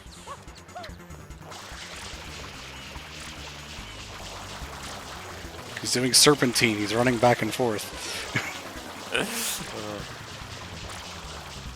I'm just a little bit too close to him to be able to, you know, do a steady spray and be able to hit him. Of course, now he's like really far away from me as well. Yeah, now he's doing this shit on the rooftops. Yeah, which is also fine if you can get him going in a straight line. Oh, he faked me out there. I thought he was going to go to the next roof, but he fell down. I don't think I've ever seen that. Where is he? Oh, he's over there. Okay. Come on.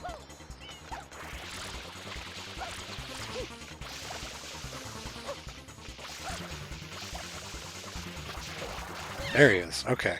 This is actually not a bad place for him to drop because I'm right next to the fruit stands where I can just grab this to wake the Yoshi up. If I can get up there. And then I go right over here and I unlock Serena Beach. Nice. Yoshi, eat the fruit. Okay, there we go. He wouldn't eat the fruit. Yeah, I've never really liked pineapple. Yeah, that's what I was trying to do back there, Goldmember, when I said I didn't get a spin jump. I think I just did it at the wrong time, though. And sometimes if you try to do that, you'll end up doing the spin like mid-air, because that's a thing that you can do as well. Come back here, 1-Up. That you can cause Mario to spin like in mid-air, which will cause him to fall a little bit slower. You can use that for some of the floodless levels. The other thing that it will do is if you do it properly, like that, you end up with a spin jump that you can control the direction you jump in a lot better, rather than sometimes just going off in a seemingly random direction. So that's what I was trying to do back there when I was getting towards Shadow Mario, and the spin just didn't happen.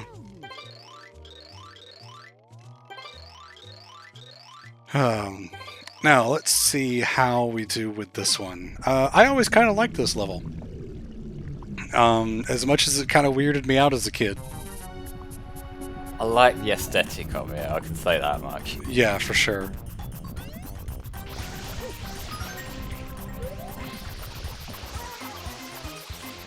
Alright, let's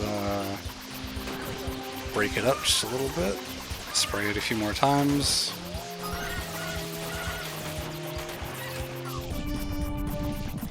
And now we're gonna go, because I don't want to be there.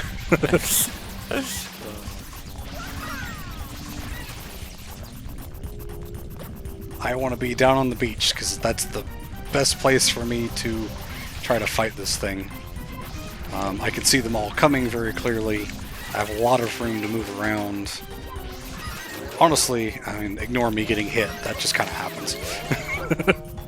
I mean, you got your water refill nearby it, all that gear. Yeah, for sure.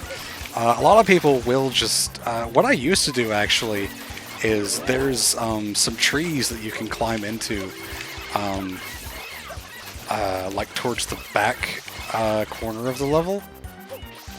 What I used to do was just climb on top of those trees, and you know, they can't get to you up there because they can climb on top of basically any other surface, but for whatever reason these things, you know, being these flat objects or whatever, they don't you know, they don't go on top of the trees.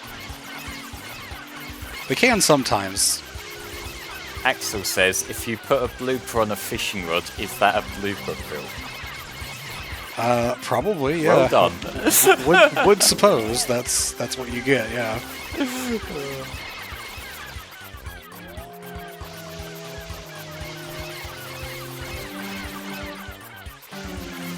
Alright, I'm actually running out of health.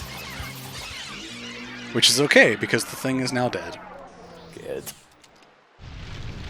You'd think Splatoon 3 might have a Mario Sunshine crossover. I'm kind of weirded out that we haven't had one yet in some form. You'd think something involving Delfino Plaza would be included, considering it's, you know, sort of a similar aesthetic in terms of like the goop and stuff. Yeah, but at the same time, I think one of Splatoon's strengths is that it has like its own like mythos and lore and all that. And I feel like doing crossover stuff with it would probably cheapen that a little bit. I mean, I think they have some crossover stuff with like some of the fashion gear that you can get. Yeah, but that's a lot less intrusive than, you know, having something with another game like that. Yeah.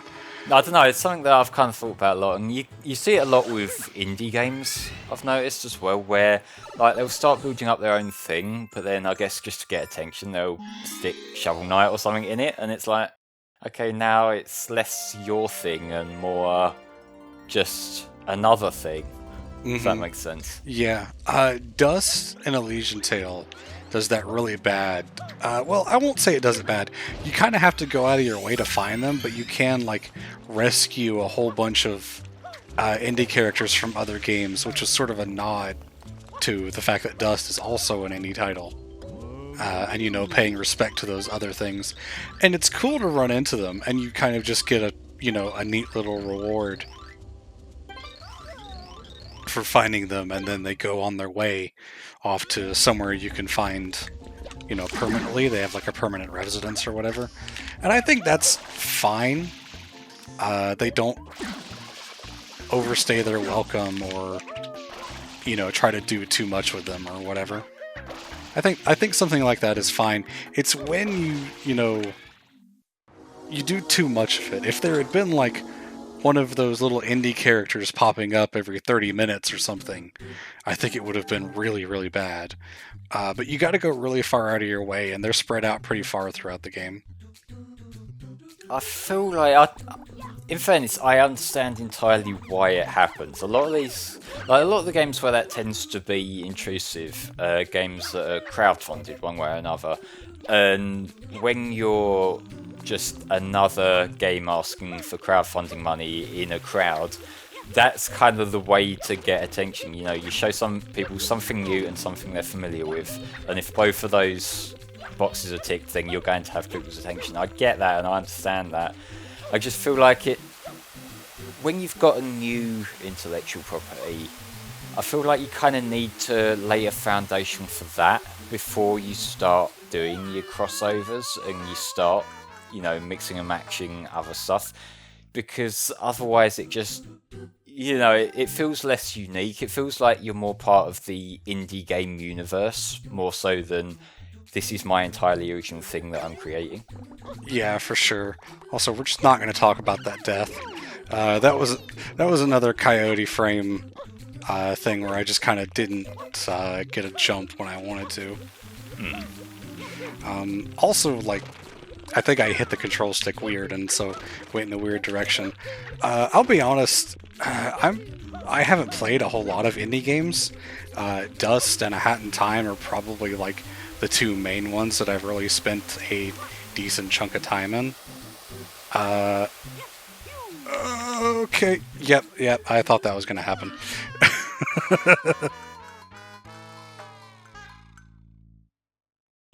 I'm kind of mixed about the general feel and presentation of these floodless levels, because by modern standards it is very easy to be cynical about the whole nostalgic throwbacks, and that's pretty much what's going on here. You see the NES sprite in the background of Mario, and it's a remix of the NES music as well, and like, I know by today's standards we're all kind of sick of that.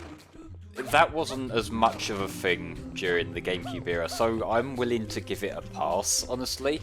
And also the fact that the arrangement and the music is so unique, I kind of like it. The gameplay is obviously intentionally distinct from the rest of the game as well, so it makes sense contextually for it to be a throwback as well.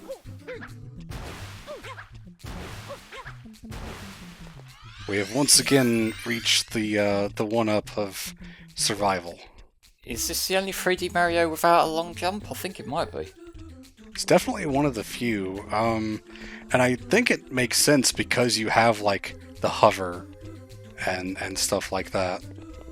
You have flood most of the time, haven't you? Like, I suppose when they're doing these sort of tight platforming levels, I feel like the long jump would break a lot of this, so it kind of makes sense. But Yeah, still. for sure. Once I got to the top of the sand pyramid, I could just dive over to the platform. At that point, it's Yeah. easy. When you have to come back for the red coins, it's pretty rough because there's one red coin. I'm lifting my arms up as if you can see me on each side of the pyramid on the left and right side, and so you've got to cross all the way from one to the other to be able to get them. Of course, you have flood then, so you have hover. But man, I actually ended up running out of time on one of those attempts because I just couldn't get to them in time because you have to wait on the spinning cogwheel for so long as well. Like, without having the long jump, you can't really skip any of that cogwheel section either. So yeah, there's a lot of patience there. This is honestly, as annoying as this level can be, I think this is probably one of my favorite episodes in the entire game. I don't know what it is about this one, but I do actually really like this. Is this the one where you're actually exploring the hotel area itself? You have to go through the hotel, including like the attic and stuff, Yeah, I know the one. to find the pineapple and then get the Yoshi into... I forget exactly what you need the Yoshi for, in all honesty.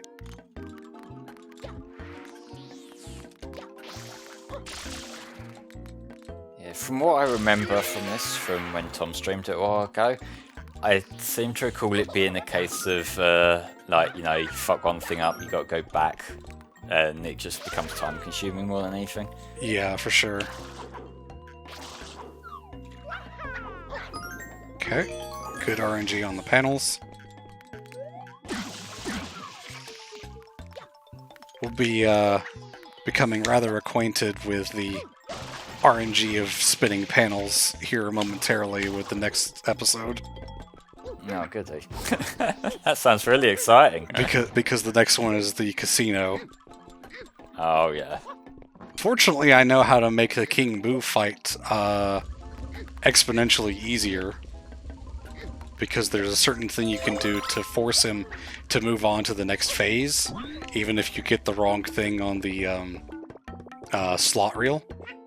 So for that one, it shouldn't be too bad. But the way stuff moves for the slot machine and you know, the panels that we had to go through back there, the way they move is entirely RNG. Yoshi, can you get on the thing, please? Thank you. Okay.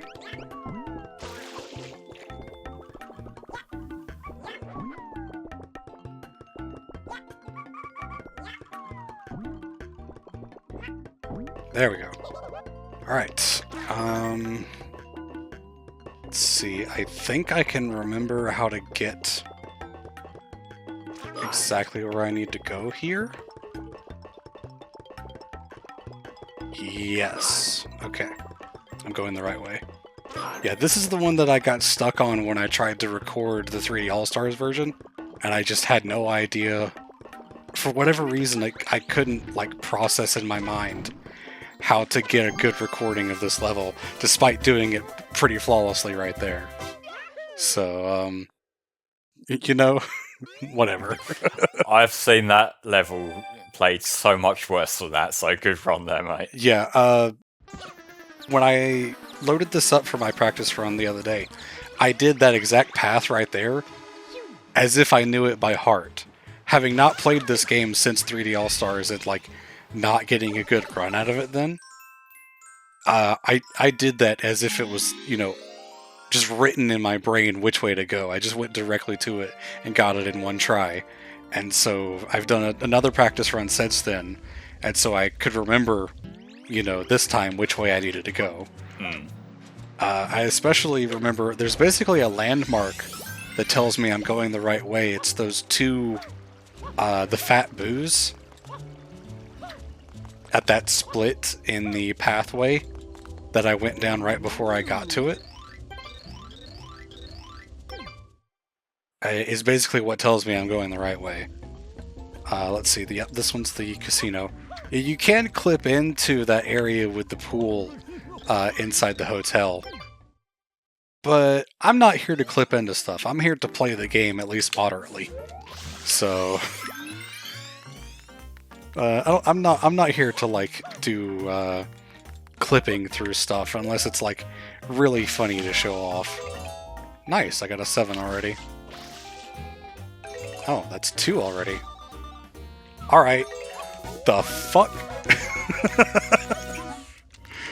The shit was that, RNG? You got the 3-7s pretty quick. Yeah. I mean, that's definitely the easier one to get it on, because you move each reel independently. But like, wow. Wins blue coins? Blue coins is never. Come on, Spy, you don't want to let your viewers down, do you? No, I'm good. For how long can I be the devil on the shoulder?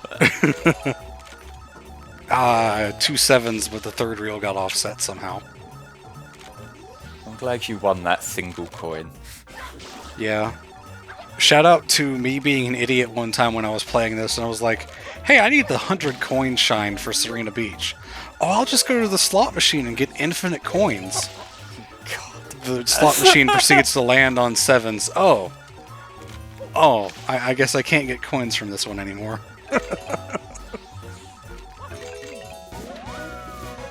So, is this purely random, or are you influencing it? Purely random as far as I know. Also, Jeppo, your answer is Yoshizawa. I still have yet to play Persona 5 myself, so I reserve judgment until then. That's why I answered without giving spoilers. That's fair.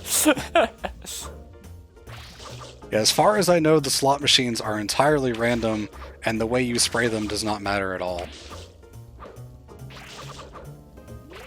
So you can potentially have runs where you're just standing there for ages. Yep, and I have, in recent memory as well.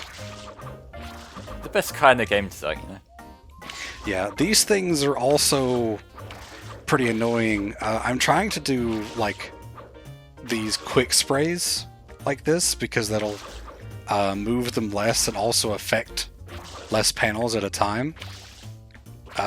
Sometimes stuff just kind of moves, or the physics goes wonky because the water sticks around.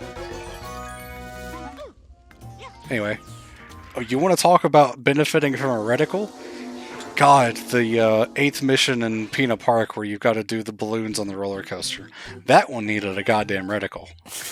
That thing is awful. I failed that 5, 6 times when I was doing that the other night.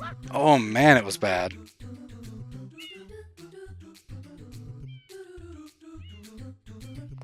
Alright,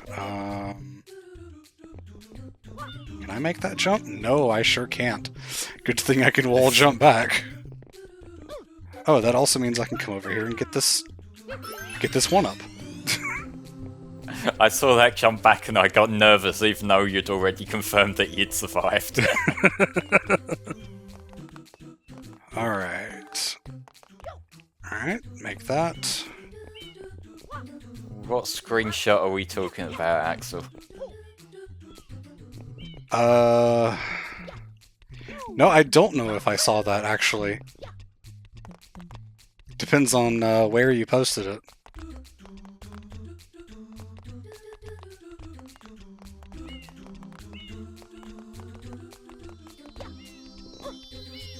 He's lingering Will T posing.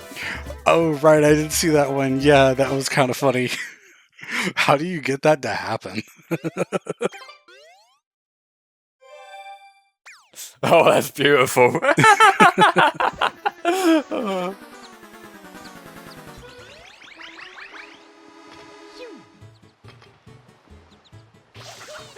Alright, and now for, again, one of the worst bosses in any video game that I have ever seen, because it's literally just entirely RNG. There's not really any skill to this at all.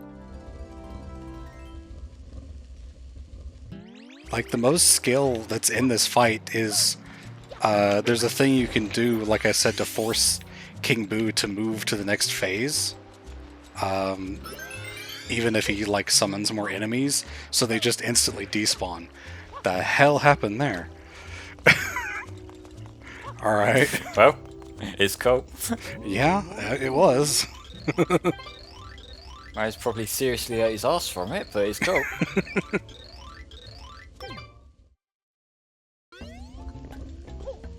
I remember I spent a long time recording this level for the playthrough that I did with Tom.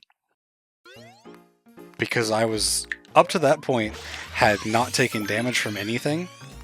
And after multiple attempts, I'm talking dozens of attempts, which is probably not that much to like you and Tom for some of your no-hit stuff. Like, I eventually just said, you know what? I just gotta move on. I just gotta take the damage.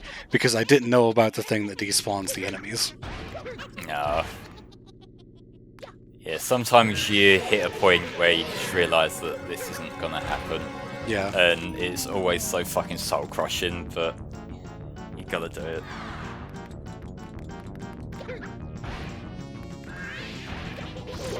I don't know what determines what he gets on the thing, because usually, in fact, almost every time that I can remember ever doing this, you get fruit on the first thing.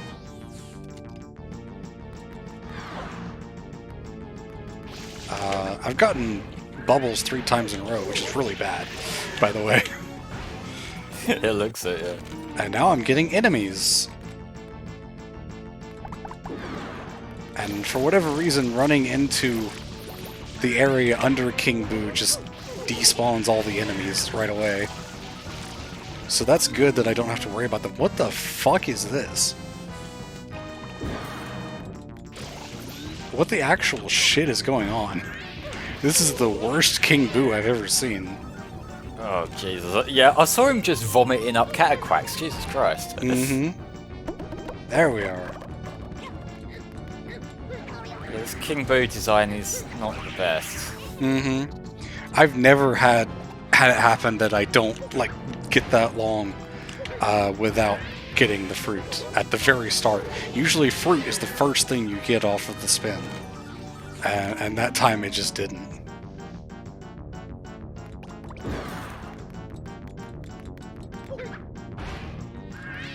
If this were an RPG and you got, like, experience from those enemies dying, then this would definitely be where you would be farming for it. Oh, absolutely, yeah. Also, shout out to the camera in this area, because it's bad. It's fine if you stay right here in this one spot, but it doesn't follow you around if you go, like, all the way over here. So, yeah, it'd be bad. I think the fact that there's a wall around the perimeter is kind of what's making it fiddly like that, because a lot of the other levels that we've had have pulled it back much further when you get up to the edge of the platform, but I guess it's just programmed in a way that the camera can't go past the wall either. Mm-hmm. I don't know if you caught it. I don't know how clear it was on the stream. When those fiery enemies despawned, you could see them all immediately teleport into the middle because their models got stretched out. No. I'll have to see if I can get a screenshot of that from the VOD, because it looked ridiculous. Aside from the opening, that RNG was not actually terrible. That first set where he just refused to give me fruit was really bad. He was being a lot more stubborn about it than a lot of the other ones I've seen. I have plenty of lives now, so I guess that game over was really kind of what clicked me back into playing at least moderately well. Well, I think it's that, and also the levels that show up like in this area are more the ones that waste your time more so than flat out kill you. Aside from the one secret, at least. Yeah, there's the one of them, but like whenever I see people having problems with this, it's either getting lost in the hotel or the King Boo fight dragging on for ages. So, you know, it's a different kind of nuisance. Yeah, the casino in general is, you know, generally just a waste of time. And this one is obviously going to take a while as well. Just cleaning everything up. For those that don't know, by the way, the Japanese version of this is way more strict with how much you need to clean up. Some of these little puddles that I'm leaving behind me would not be allowed in the Japanese version of this game. And so you need to be much more thorough with like your cleaning in that version. In this one, you can kind of leave these little things, little bits of the goop, you know, sitting around that is not really that big of a deal. Yeah, they know us Gaijins are bad at this stuff. Yeah, I mean, I enjoy this a lot better than having to like go around and find, you know, something like that little blue spot that could blend in to the little, you know, rocks on the ground, the little rock pathway that's there. You could almost think it's just that if you're not paying attention. But that would be something that you would probably have to get in the Japanese version. It's one of them things where you can see how it would be a nuisance scenario, you know, where you've missed one little tiny spot somewhere and you just got to scale back around the whole area. See, look at this huge puddle right here. That definitely wouldn't fly in that one. Like, any of these little things probably wouldn't have been allowed, even though the game says I'm done. Yeah. I guess they're just leaving the rest of it to that one Pianta back there with the brush. Well, I mean, it technically is his job if he's the cleaner. All right, let's not do that. I mean, he seems to be unaffected by the electric goop at the very least, so Yeah. maybe he's got a better shot at it than Mario. Alright, I think it's just the Shadow Mario, yes, left for this one, and then we move on. God, we've been here for like an hour and a half already, huh? Or is it like, no, we've been here for 2.5 hours. Almost.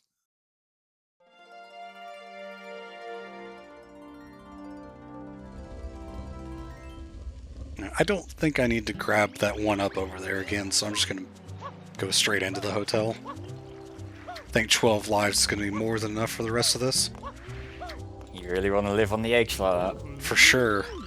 I mean, I don't think there's a lot of levels left where I'm going to die. There's one in Pianta Village where I could, and, you know, there's always a chance of dying in Corona Mountain. But I think for the rest of those, I'll be fine. Nope, that's a fake. Alright. Gonna be like this. Shadow Mario being a bit of a bitch.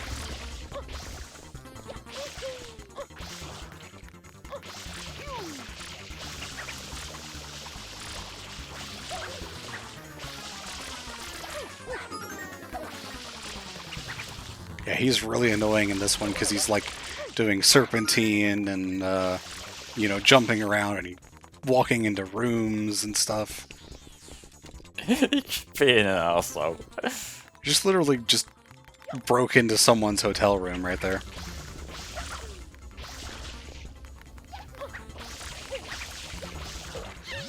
Oh, nice. I guess we're doing this on the stairs. Camera was a bit offset there.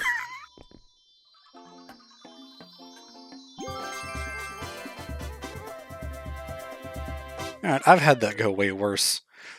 Serena Beach and Noki Bay are the two worst ones for Shadow Mario, I think. Just because of the areas that he goes to being really annoying. I don't actually need the turbo nozzle for anything right now, but I need it in order to get the rocket nozzle. And because I am a filthy casual, I need the rocket nozzle to get to Pianta Village. So I need to get the turbo nozzle this time. Shadow Mario, you kind of suck. I'm not gonna lie. You are kind of a bitch.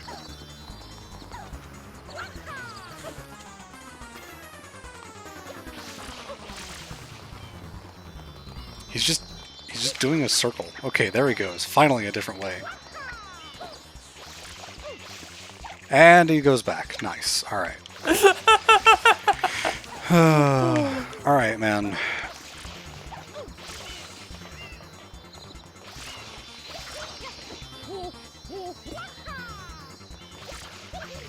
This is amusing to watch at the very least. Yeah, it's, okay, I think he's finally moving somewhere else. Nope, he's going back again. What is this AI pattern? Jesus. I like this roof. I've never seen his AI do this. This is so weird.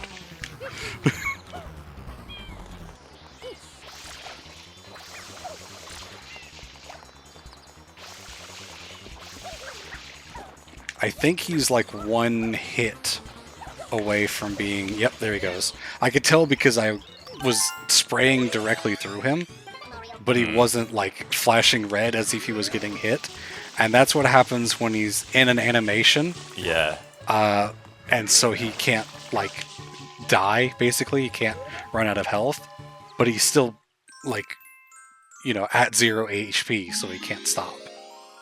It stops damaging him, basically, because he's already at 0, and you just need to hit him one more time. So that'll be fun for the non-com version.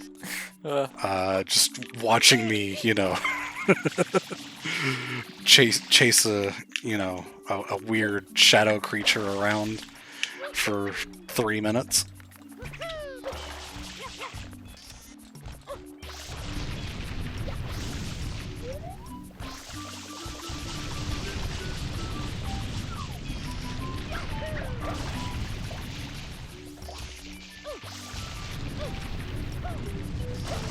Nope, I sure did not want a wall jump there. That's fine.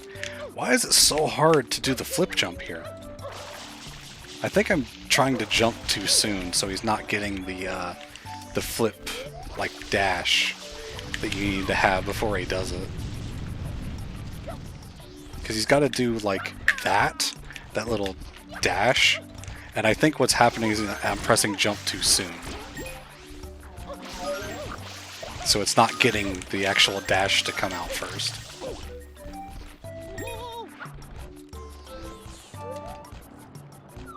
I need to be over here. Okay.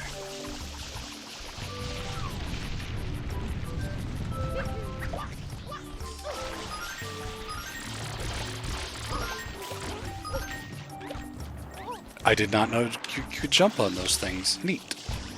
Oh. I have learned something new today in Super Mario Sunshine. Nice.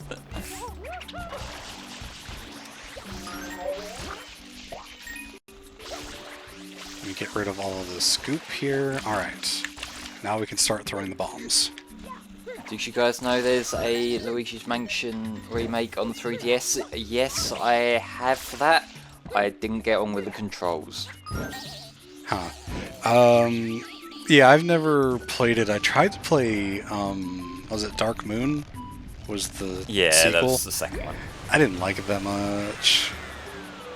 Yeah, it's one of them games that I've been meaning to put some serious, like, have an actual serious attempt at playing for years now. I have a copy on the GameCube, but I don't know, I just haven't got around to it. You mean the original Yeah. Luigi's Mansion? Yeah, I played it a few times when I was younger. It's fine. It's definitely not one of my favorite things to play on a GameCube. I'd rather play this or Melee or Star Fox or something like that. Yeah, that's fair enough. Assault, not Adventures, by the way. Yeah, kind of figured.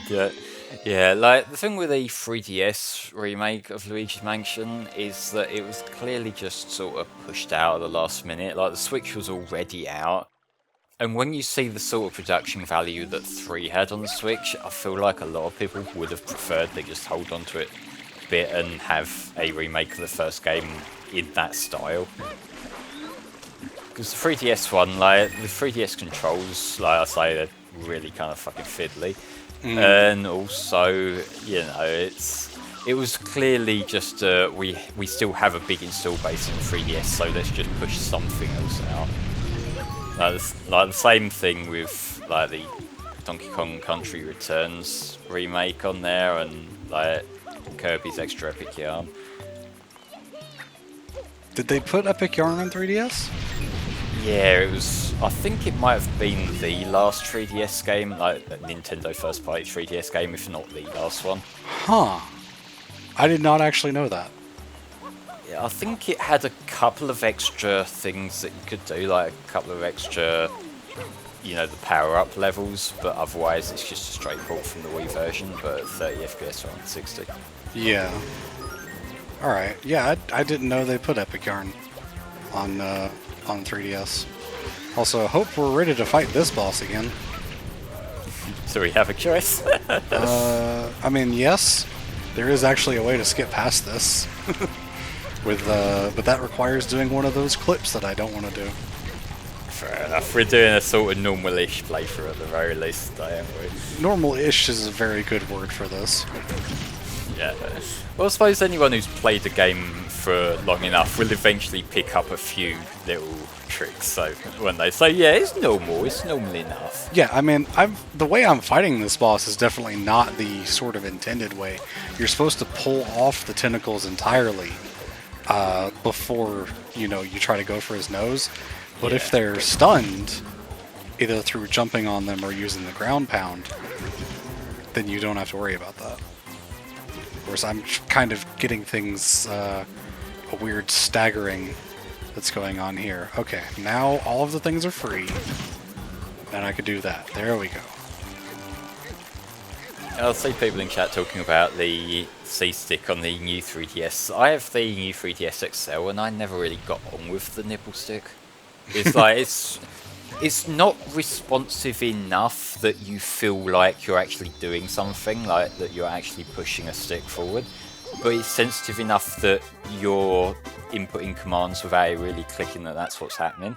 Yeah. So it just never really worked out for me. I kind of felt that way with the circle pad. It always felt like, especially when I was trying to play like Dream Drop Distance on a 3DS, it always felt like I was going to break the circle pad trying to move around, because it really felt very flimsy compared to a proper control stick. Obviously, they couldn't put a control stick on a mobile console that, you know, where you're supposed to have a lid that flips over. Pretty understandable, but I feel like they did it better on like the PSP or I guess the Vita. I've never actually used a Vita, so.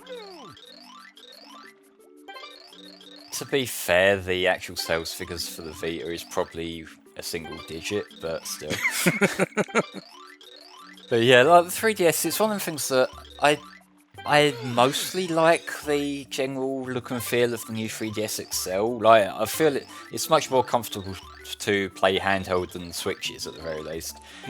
But there are some things about it that do feel a little bit flimsy, and the control stick is definitely one. And the back of it, like, I've noticed some of the blue colour on it has started to peel off, and that's not happened with any of my other systems or controllers or anything. So it feels like the paintwork's just a little bit cheap, maybe. Ah, okay.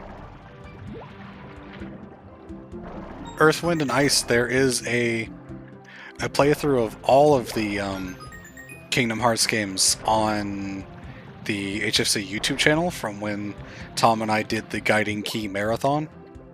So you can find Dream Drop Distance as part of the 2.8 collection on that. Tom also used an exploit that's in that version where you can fuse some of the Dream Eaters by using different materials than what the game expects. So you can get some strong ones with like weak materials. So yeah, pretty cool that you can do something like that. I've had sort of a desire to go back and play it, but every time I remember what Dream Drop Distance is and what it takes to play it, I'm just like, nah, I'm good. It's just, it's such a pain to play. This is one of them conversations that I'm naturally out of the loop on, but I've kind of seen those kind of thoughts shared elsewhere as well. Yeah, the bosses in Dream Drop Distance are honestly just some of the worst in the whole series. Which is kind of rough when, I'm not gonna lie, Kingdom Hearts is known for having some pretty rough boss fights. Yeah. We have some of the best in the series, or like some of the best in video games in general, but man, also some of the worst. I'll say my Kingdom Hearts experience is I played the first game like on the PS4 port. It's one of them games that I've very much realised that it's just not for me, and that's why I've never really looked into it beyond that. Yeah, that's fair enough. I can definitely respect that. It's like my overall take on what I've played and what I've seen over the years is the stuff that I think is cool is the original stuff, but naturally a big part of Kingdom Hearts and what people like about Kingdom Hearts is that it's also fan service for Disney fans, and there's a lot of that. And I feel again that like the extra little magical touches that you guys can appreciate just go over my head. So there's a lot of stuff that, like from playing KH1, it's like whenever there's the original stuff, but that's cool, but there's also a lot of PS2 quality adaptations of films that I wasn't really that interested in to start with, you know? Yeah, for sure. Yeah, I remember actually thinking about all the Disney movies that are in KH1 and how few of them I had actually seen by the time that I played the first Kingdom Hearts game. And that comes to Hercules and Aladdin. That's it. And I don't even really remember really much of my first viewing of Hercules. I definitely remember liking Aladdin when I was younger. Not so much... not that I didn't like Hercules, I just don't remember anything about it from when I was younger. Yeah, I don't really have that memory of it. Pretty much all of my experience with Disney films is that same sort of thing where it's like, I've watched this film, but I was too young to comprehend it and understand it and like remember it to this day. So it's like I can say that, yeah, technically I watched this film, but do I remember it? Fuck no. Yeah, that's how I am with a lot of the Disney stuff. That's why Tom's been getting me to go back and watch a bunch of them now that Disney Plus is a thing. Fair enough. Yeah, like I mostly remember it was more so my older brother who was mostly into Disney, so sometimes he'd bring a video over and we'd watch that, but you know, even as a kid when I was like the target demographic for that, it was, you know, like if I want to do something, I'm into video games more, I want to see more stuff with Sonic, I want to see more stuff with Mario, Pokemon, you know, like that was kind of where my attention always was. So a lot of this stuff is just like this entire world that I never really interacted with much. I've mentioned before that we didn't actually have the Disney Channel in our TV package when I was growing up, so I missed out on a lot of stuff like that, like even Stevens and stuff like that. I never, you know, got to watch kind of thing. The most that I ever saw when we finally did get Disney is I would actually tune in to watch Lizzie McGuire because I had a celebrity crush on Hilary Duff. I mean, there's worse reasons. Yeah. There's also worse celebrities, I would say. Absolutely, yeah.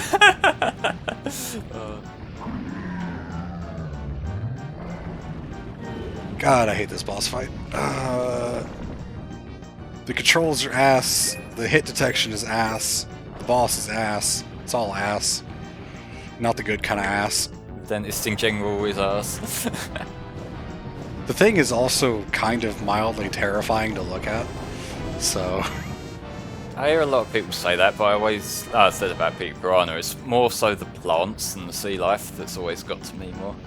Yeah, I think people probably feel that way about the eel in 64 more than they do about this one, but I never played 64 a lot when I was a kid, so I don't have that memory. The eel itself never really got me, I just didn't really care for the water levels in 64 on the whole. Yeah, by the way, if you don't know, you can still go into Mario Cam here and spray the regular way with Flood. It actually ends up glitching out the cutscene the way it's happened right there. Oh. Because that cutscene is supposed to play like a normal cutscene, but it happened with me still being in control of Mario. Yeah, I think I know exactly who you're talking about, Esper's Eyes. It is actually possible, as far as I know, to finish this game without using the hover nozzle, but man, this level sure is one of the worst ones to do that in. I can imagine. If you fall into that pit in the middle of the bottom area, there's literally no way to get out without the hover nozzle. You are literally stuck there. And so that happened to, it was Alpharad, when he was doing that challenge, because he, didn't realize that he needed to move to get the Shine Sprite at the end. No. He got stuck down there after already beating the boss and getting the Shine Sprite to spawn. So he had to go back in and do it again.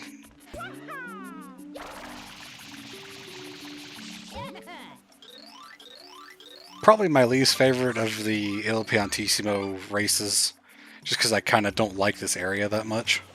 On the other hand, there is a thing you could do to make the race itself a lot shorter.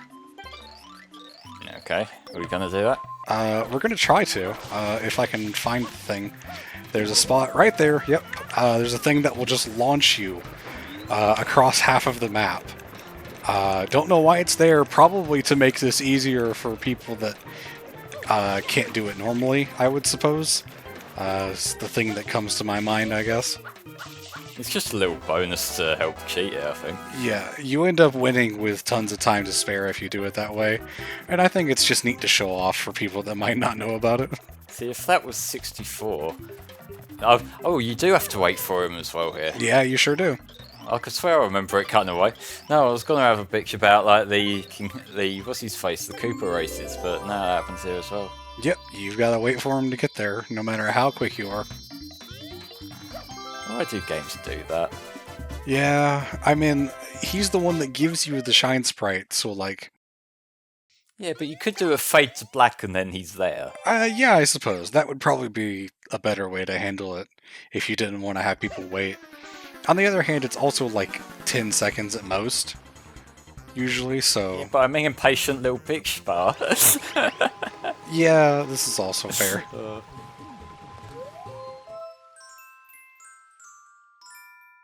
Okay. I fucking hate this level. This is one of the worst secrets for me. Okay. One of the worst floodless levels. Might die here. Might not. Honestly, that could go either way. But regardless, I hate getting up to this level. Because you've got to jump on these wires and it's just really not that interesting. But also, just the actual level itself, once you get to it, is not that fun to me.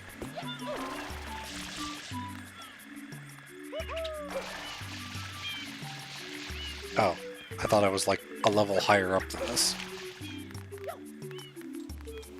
I think it's because I sort of skipped a wire back there without meaning to. Yeah, you lose track of it. Yeah, okay. Well, I actually did not want you to grab the wire. I wanted you to grab the ledge of the shell there. But you know what? That's fine. I made it. It's cool.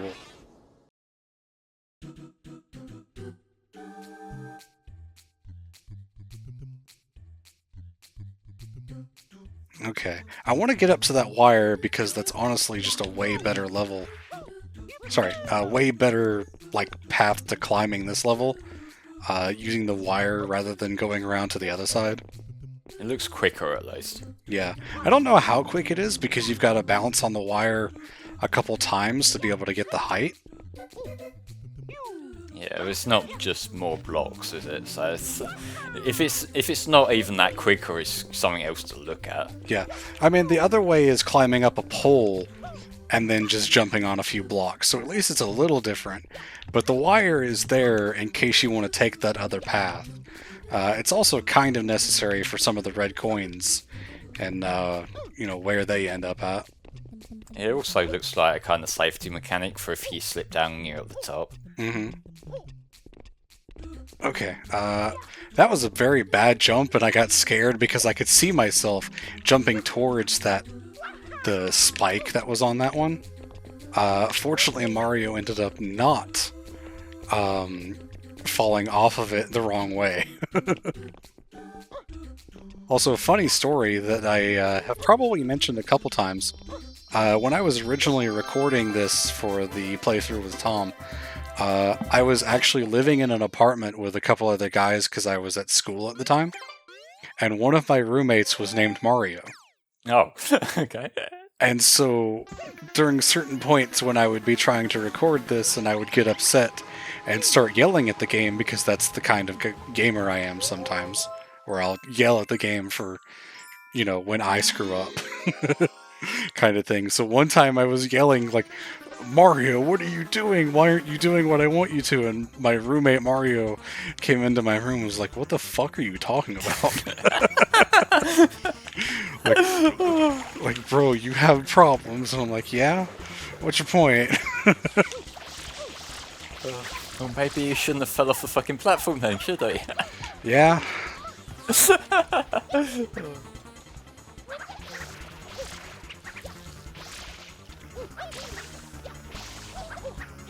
Right, I've actually done pretty well so far in this one, because those the spam sprays, or the ones where it, you know, fires out a big cone, that actually has a lot of like water droplets in it, and every one of those can damage Shadow Mario. So if you do that when you're close to him, he actually gets hit by every single one of those and takes all of that damage. Oh, so he doesn't get proper iframes when you hit him then? Nope. Only when he's like doing these animations. Yeah, that's one of the fastest of these that I've ever done. Usually it takes at least one cycle of him like going all the way back down to the bottom and climbing back up for me to do that one. So that was really fast. I got really lucky on getting some of those cone sprays in. Well, I mean, that sort of balances out your time from when he fucked you over on the overworld, so... Yeah, alright. You and him are equal now. Alright, so that's Noki Bay done. The only level left is the Pianta Village. Okay. Which I need to go get the rocket nozzle for, because again, I am a casual. There's ways to get up there without the rocket nozzle, but they require what I would consider to be some tricky wall jumps. So I don't think I want to do that. Also, I want to try to not have Shadow Mario run this way. Yeah, this is not what I wanted. Because now he's over here. Oh yeah, and now he's gonna be a dick on these platforms, isn't he? Yeah, he is. He's just going to jump back and forth between two of them that are over here. Tell you what, I'm going to fall off the platform again, because I'm an idiot. I'm going to jump over here and then get behind him and hopefully force his AI to jump back to land. Yes, alright, there we go. I was gonna say, with how unpredictable his AI has been today, you can't guarantee that's even gonna work. He was one shot away from death, or maybe he just has a timer. At a certain point, he just doesn't have any HP anymore. Because I don't feel like I hit him that much. No, I saw you get a couple of quick hits in before he got to the platforms, and that was about it. Alright, I'm going to count that as a goal because I landed in the basket. That was neat. Too bad I'm not getting these rockets all the way up here. There we are. Alright, I like the Pianta Village. Some pretty cool stuff here. It has one of my favorite music tracks in the whole game as well. Just the village in general, and also like if the band is playing somewhere in the village and you go near them, you can hear like different instruments and stuff for the music, and it's really cool. That's definitely one of my favorite pieces of music in this game. There's something about this particular level that almost feels kind of liminal in a way, and I like that a lot. It kind of gives it its own identity. I also like the chain shop doggos. Yeah, yeah. The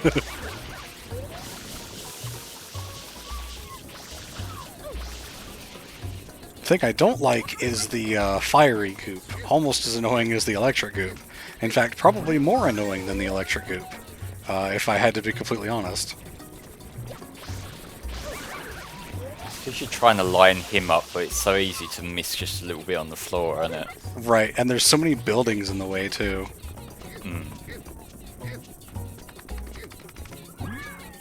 Okay, 2 of those are pretty easy. Oh! Conveniently, the last one that I need is walking right by me. Oh, nice. That turned out really well. Nice. How about that?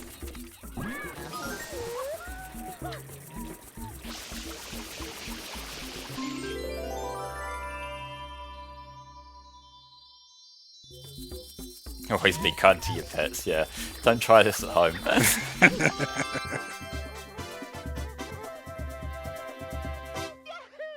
Just need to reseat myself in my chair real quick. Got a new chair recently, and I'm still kind of getting used to it because I can't sit the same way that I did in previous chairs where I tuck my leg under my other leg while I'm sitting.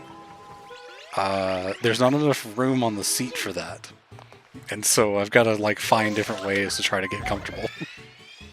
Yeah, I'm kind of in a similar boat. I replaced mine a little while ago, like it's not recent, but it's still a fairly new chair, and I'm still having to like readapt my own groove, you know? Mm-hmm. Yeah. Like if you've been sitting on a cushion chair for a while, eventually it molds to you, and this is still a work in progress.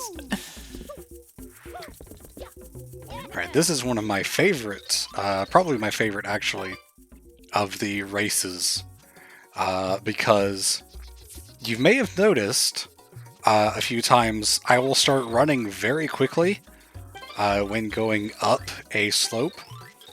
There's a thing in this game where if you do a rollout from a dive while going uphill at a certain slope, Mario will start running faster than normal. Happened right there. And right here, I'm going to get the full speed, super speed run all the way up to the top. And that's always just so fun to me for some reason. And of course, we still have to wait for Mr. Slowpoke here. Yeah.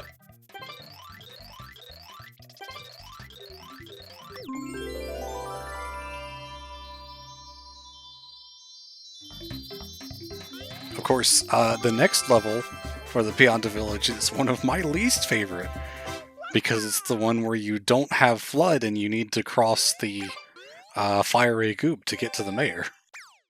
Oh, lovely.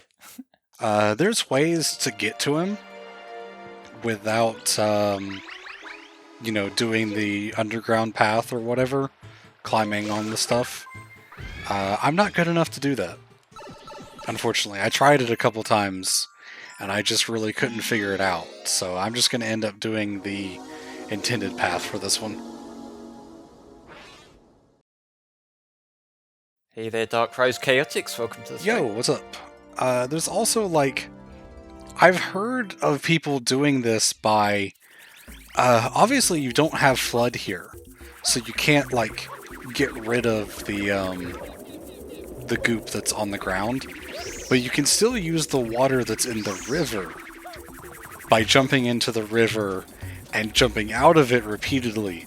Of course, you can only get so far from the river before the water will just disappear. I vaguely recall us trying this when Tom was streaming it, and yeah, it's a little bit tedious. Yeah, incredibly tedious, very long process. If you don't know which way to go, that Pianta up there will tell you, I think this path leads to the mayor, or something like that. So if you're talking to all the NPCs, like, he'll tell you where to go. Of course, then you also need to, like, get through this path with all these enemies down here, and some wonky controls that can definitely cause issues for you. Because one of the things is, you have to punch these grates here to get them to move forward, and after they move forward, they fall.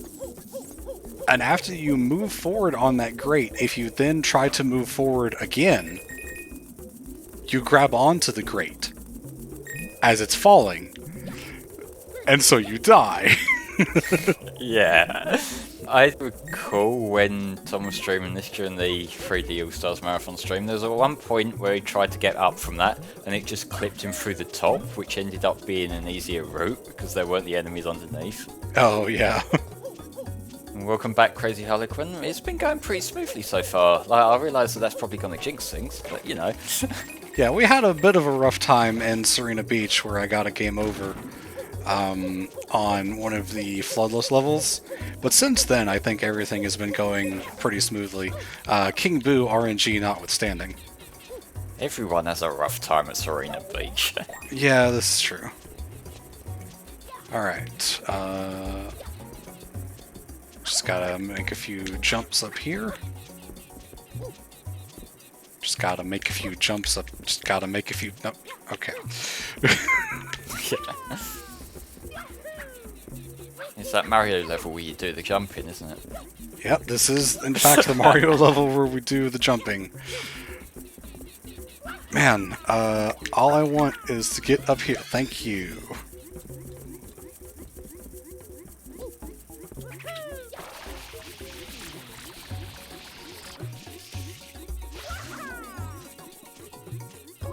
Nice. Yeah, since King Boo, I think we've done pretty well with everything. The eel took a while, but like, I never really had a chance of losing that because there's so many coins to refill your health, and the purple bubbles will release oxygen bubbles. Well, they release air bubbles that just fully heal you when you're underwater. So, I mean, as long as you're paying attention to your health in that fight, you don't really have a good chance of dying. It can just take a very long time. Of course, I guess if you spend long enough that you run out of coins, then yeah, you probably will have a pretty good chance of dying at that point, I guess. Yeah.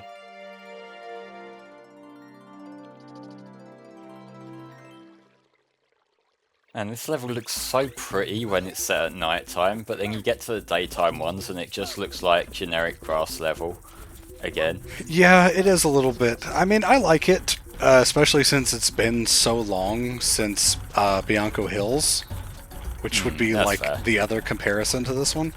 Can we? Thank you. Okay.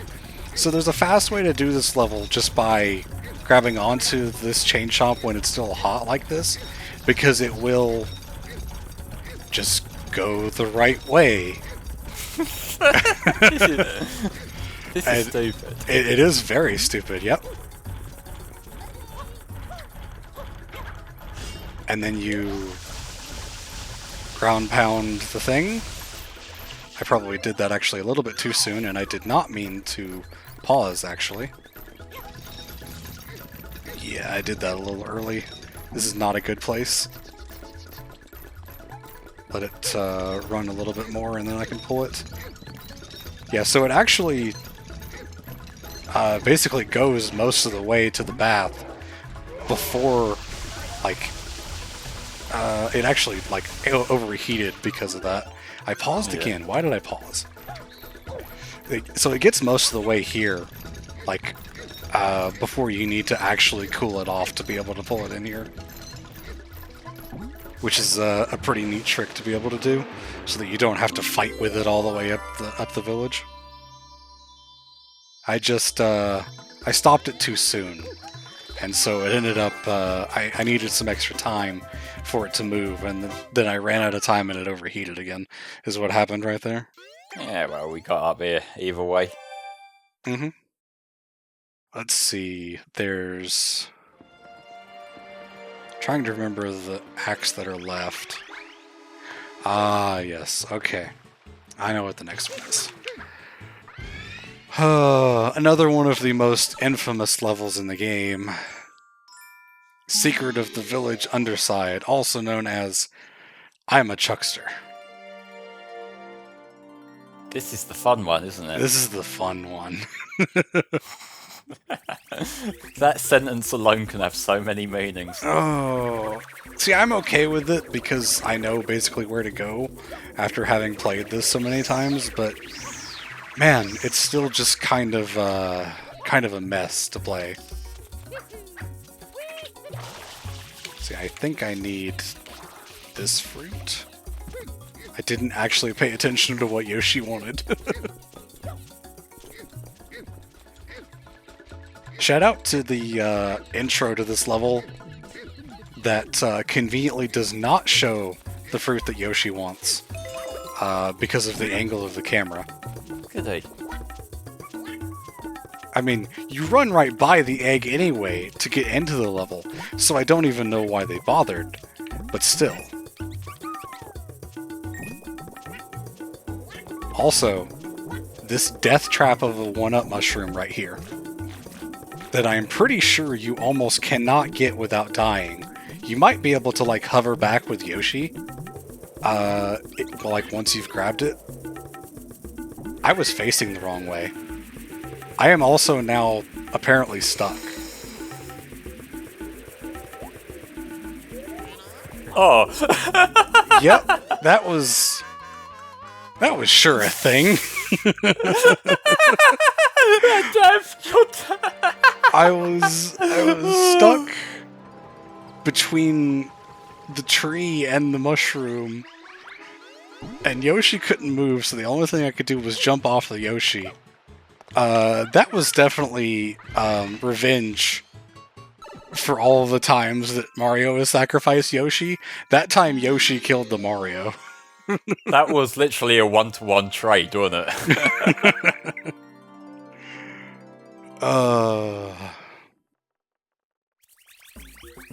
Nice. I hope you're having fun with that, Axel. Yeah, for those that don't know, Axel's going to be doing a stream of the Warner Brothers Multiverses, I think on Sunday. He's planning to do that. It'll be Axel and Tanner on CoComm, so I hope you guys are excited for that. I might be doing something on Saturday, or Nat might do something. We haven't really decided yet. So yeah, tune in for more streams, because Tom's PC problems are not going away just yet, unfortunately. Mm-hmm.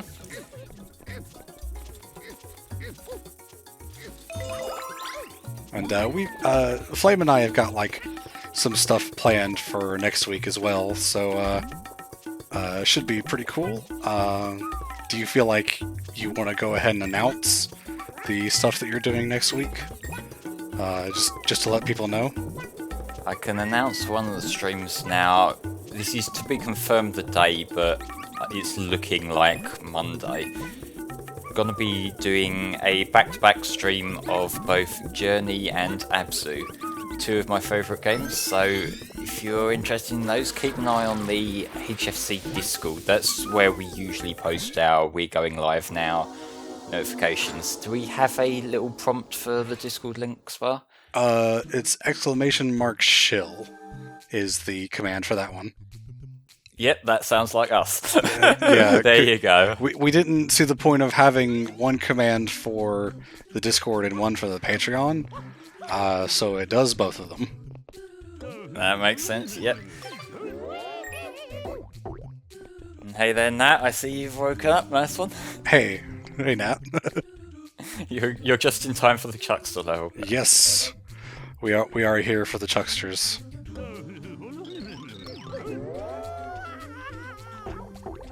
Alright, doing well so far.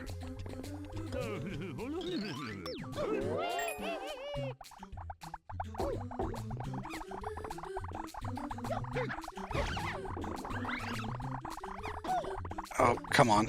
All the enemies got in the way now.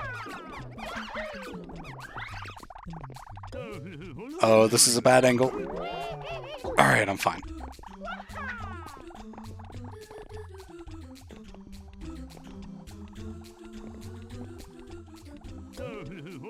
This should be fine. Yes, we're good. Alright. I'm gonna need to take a moment to put in some eye drops because my eyes are bothering me. Fair enough.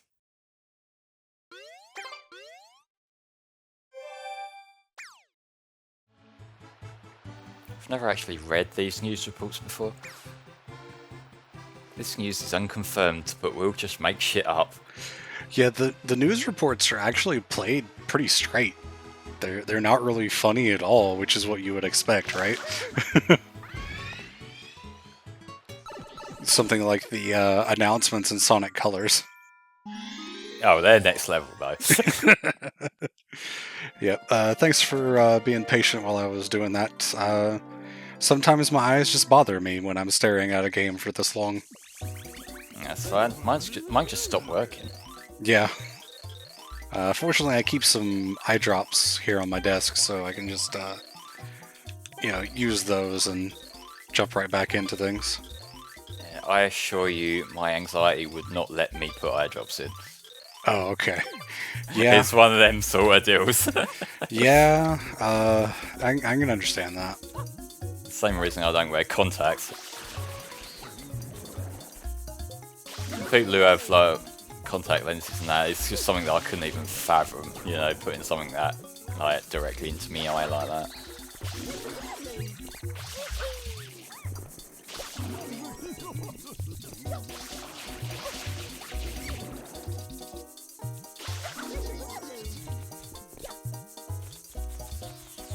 I don't really have much of a path for, doing all of these in a certain order. Mostly just kind of hit them as I get to them. Most of them are, like, contained right here, like, here in the, main square of the village. So you can just kind of get them in order, really.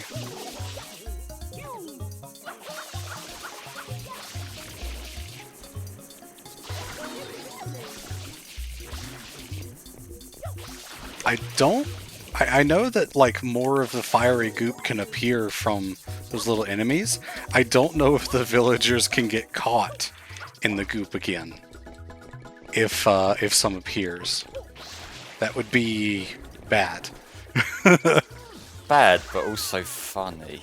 Yeah, I mean, it would also, like, screw up, trying to finish this level, so... Yeah.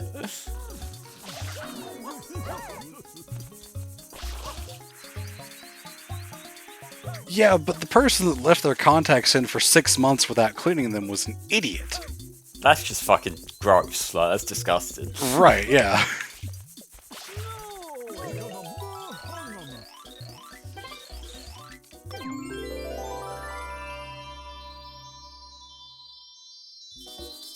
I don't know that contacts are ever a thing that I would use specifically because I don't really want to.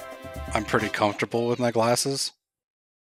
Same. It's like, there's only really a benefit if, you like, athletic, you do sports or swimming or something like that where glasses are just an inconvenience. But, Yeah. like, for just pottering around every day, there's no real need for them. Mm-hmm. My dad used to use contacts, but I think he just has a pair of transitions lenses, or bifocals, that's what they're called. Transitions or something different. He has bifocals, so there's one part of the lens that he uses to see far away and one that he uses to see close. And he doesn't really care. Yeah, they're the ones with like the fold sort of thing part way down the lens, aren't they?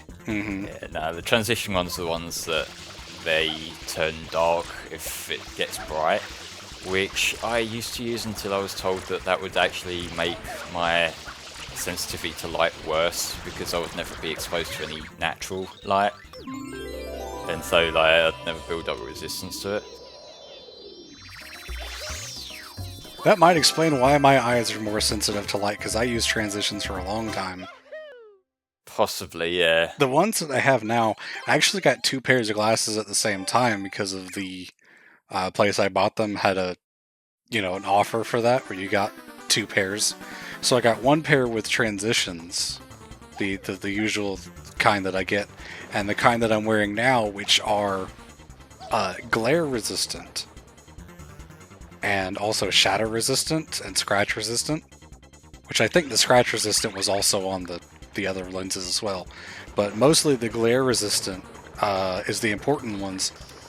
Because the thing is, even if you have the transition style lenses, you still have to deal with the glare of the sunlight. if you don't get the glare resistant kind. So the other pair of glasses is just worthless. I can't use them because I can't wear them out into the sun because the glare is so bad. And so I've just been using these. Another along with this is though I ever actually go out in the sun. Yeah, I mean, fair. If I could, I would never leave my house, but, you know. I'm a night owl at the best of times, so... Ooh, that was kind of scary because I did not get spin jump back there when I wanted it. Also, I turned the camera the wrong way again. Even after playing through this game 3 times now, I am still getting used to the camera moving a different way than I expect it to. Oh, I really hope I have enough hover for this. Nope, I sure don't. Okay. Yep. Once again, I missed my spin jump, and my hover ran out before I could get to the fire. So yeah.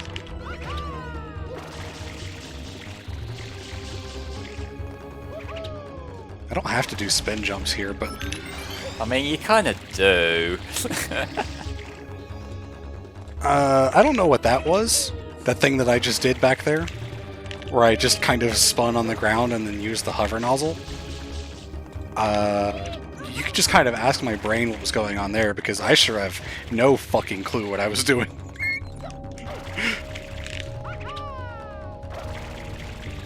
You could do most of these with just the regular side flip, instead of doing spin jumps, but this one right here is always like one of the toughest to do. Looks like it's that little bit further. Yeah. Again, you could probably get it with a side flip. I think maybe the game expects you to like go around the right side, but as far as I'm concerned, more platforms is more chances to die in this level.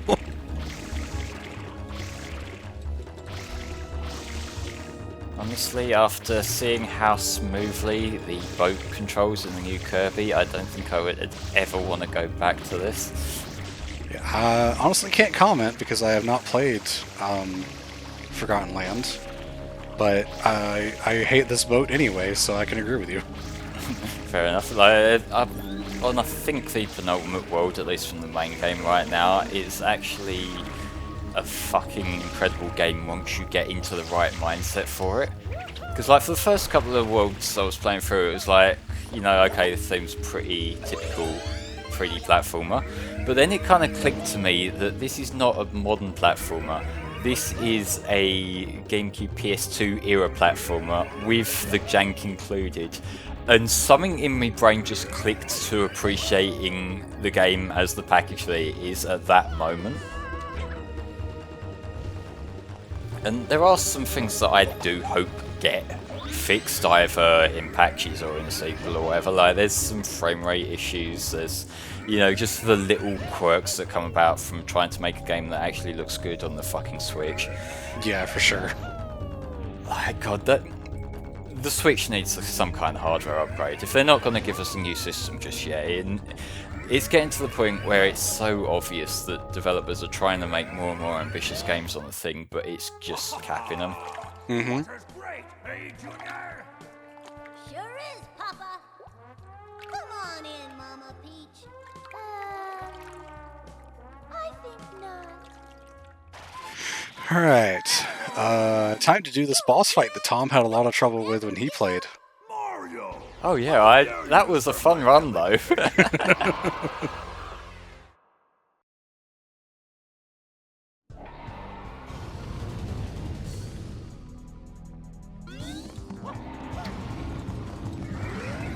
Again, boss fight is in pretty big quotation marks here, because it's basically you're fighting the game mechanics more than you are Bowser.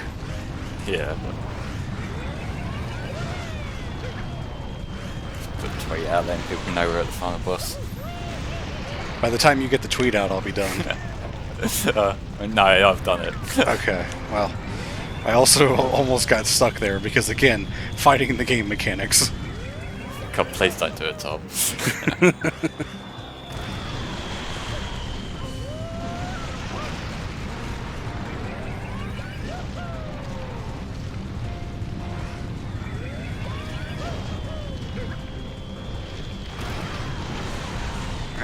One more left.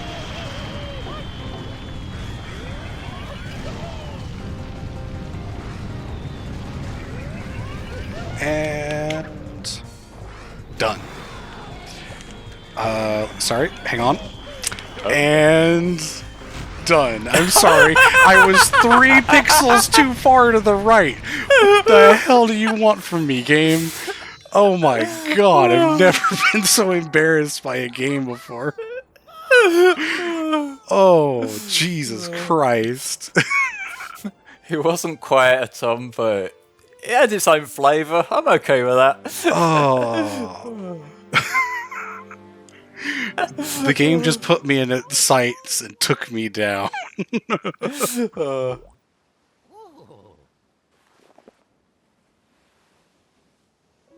Oh, and now we get a really nice credit sequence. I think I said this in the mod Discord.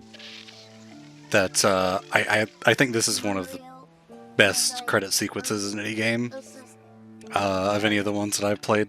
Love the music. I love the bits of, more of the vacation that you actually see and stuff. We're not quite there yet. So we have to get through the rest of this cutscene, and that's just what I'm talking about. So I just really like it.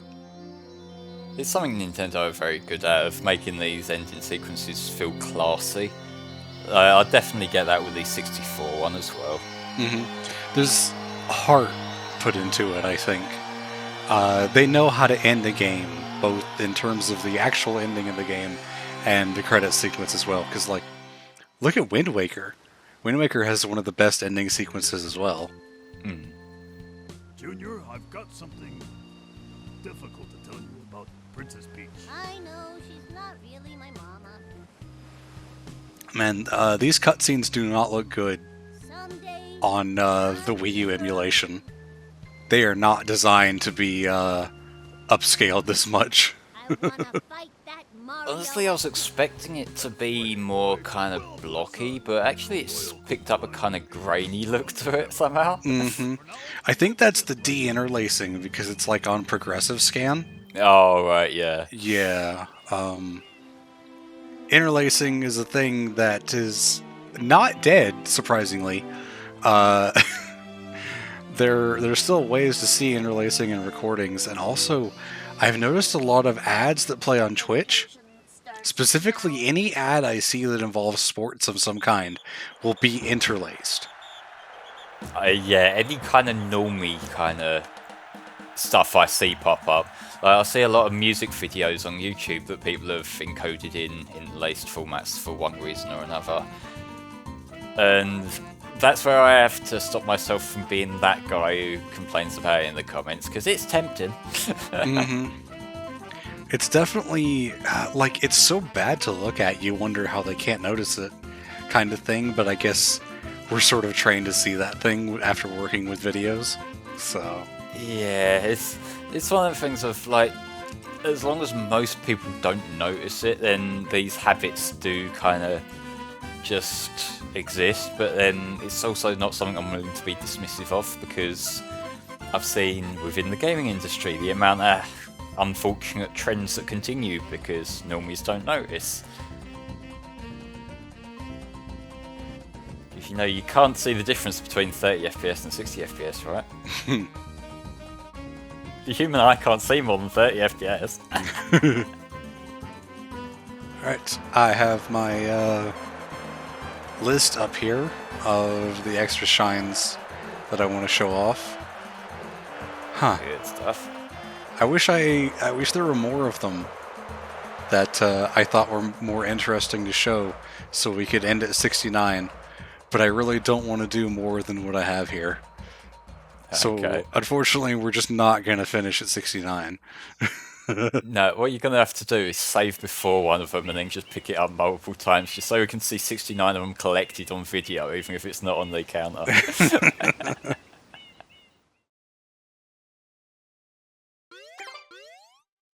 Because that one gives us 51, and then I've got 13 on the list here. So we're actually going to end at 64, which is also good. That works. I didn't even really plan that. That's actually going to be really nice. No, Spy, you were meticulously counting them all, weren't you? For sure.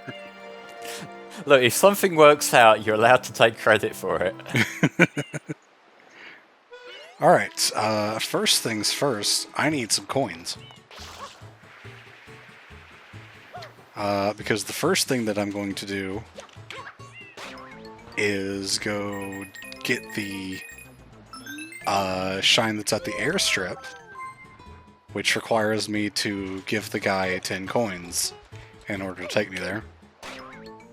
I mean, if you want coins, there's lots of these blue ones around if you want to collect all of them. Go fuck yourself. Not on stream, Spar. Let's see. Ah, here's some. Yep, alright, got enough now.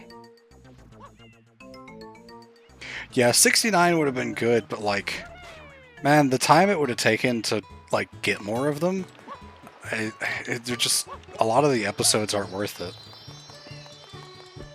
Funny number though, Spar. Funny number. Funny number indeed. Honestly, I kind of, I respect it.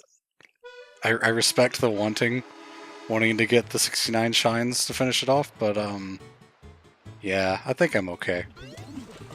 You know, whenever things like this come up in a recording or a stream or something, I always like to imagine that there's just one guy watching who doesn't know why 69 is a funny number, and that just makes it so much more interesting to me.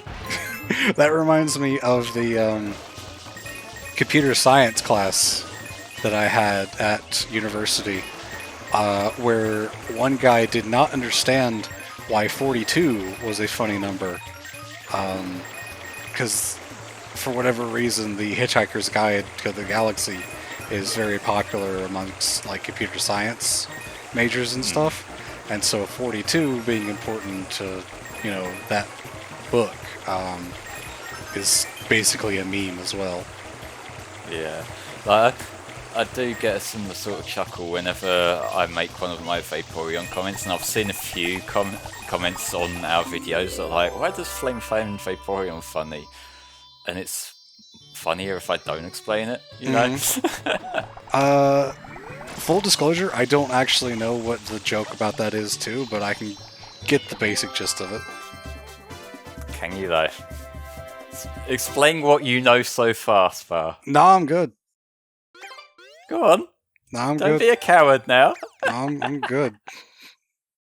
Okay, guys. Spar is now responsible if you choose to Google it because he won't give you an answer. I'd rather be responsible for that than actually talking about it on the stream. Okay.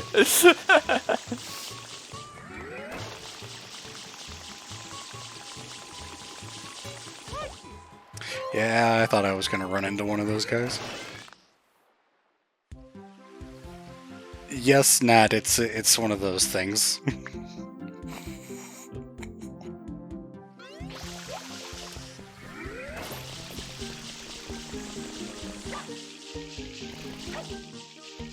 This is basically a 3D Sonic level, by the way. Yeah, you're not wrong. It's actually reminded me of another part of Kirby and Forgotten Lands. There's one of the things that you can have Kirby possess is like a rolling tube, and you have levels like this that the jumps work basically the same way. Mario was blinking there. Why was Mario blinking? You've seen how bright this game is. Yeah, I guess. Alright, next one. I don't really have to do these in any order, it's just kind of the order that I wrote them down. We're right here at this one, I'll just do this one first. Rather than running past it and doing the next one.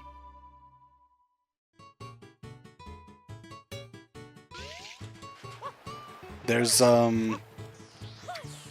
two more shine sprites like that, where you just kind of spray a texture, basically, that's on the level. One of them is in Gelato Beach. There's a sand bud that you, like, underneath the tilting mirrors that you can spray and it'll open up, and there's a shine sprite like that on the wall that you can spray in.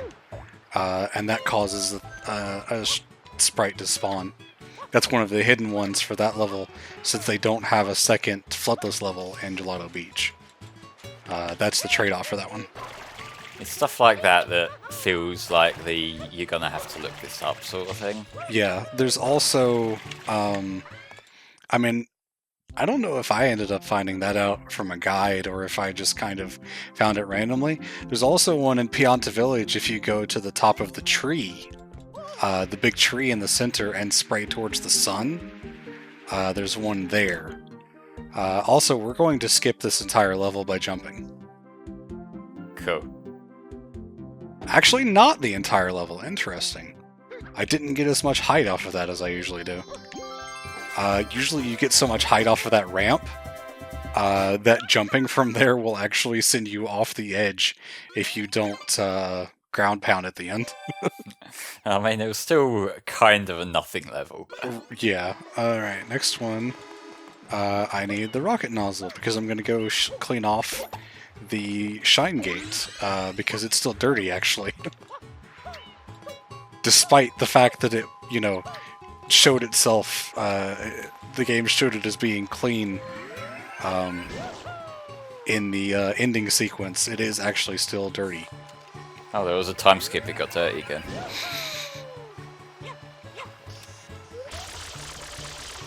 Because this is fascinating, right? Thrilling gameplay. Fun.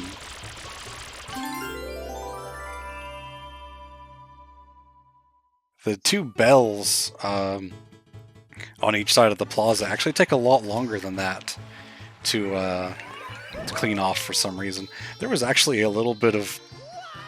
Alright, cool. A little bit of goop still on the shine thing that didn't get cleaned off for some reason.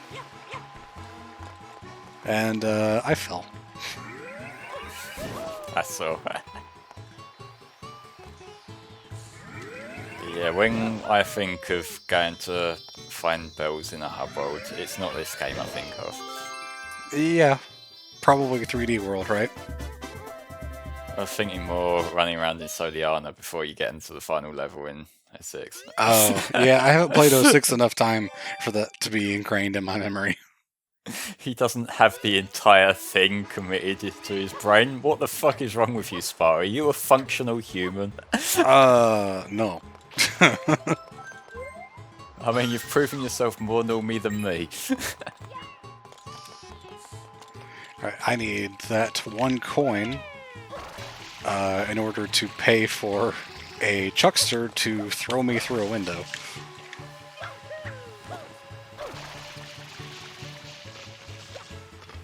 Because capitalism. Hey man, it pays the bills. Fortunately, you don't need to line that one up. I'm pretty sure he always throws you the same way, no matter like the angle of where you talk to him from. I mean, that would be a complete bitch if you had to pay him every time you tried. Yeah, I mean, it's one coin, so like, you get plenty of opportunities to try just by coming back to him. But also, like, imagine going like out to get one coin every time. That would get pretty tiring. Alright, I guess we just don't get a spin jump. Alright, I guess we just don't get to climb up there. Fine game. You'll headbutt the wall and you'll like it. I'm glad this part is not going on the non-com version. No, just upload this as its own video with no description or anything and let people come to their own conclusions. I mean, just no commentary either would be fun. Yeah.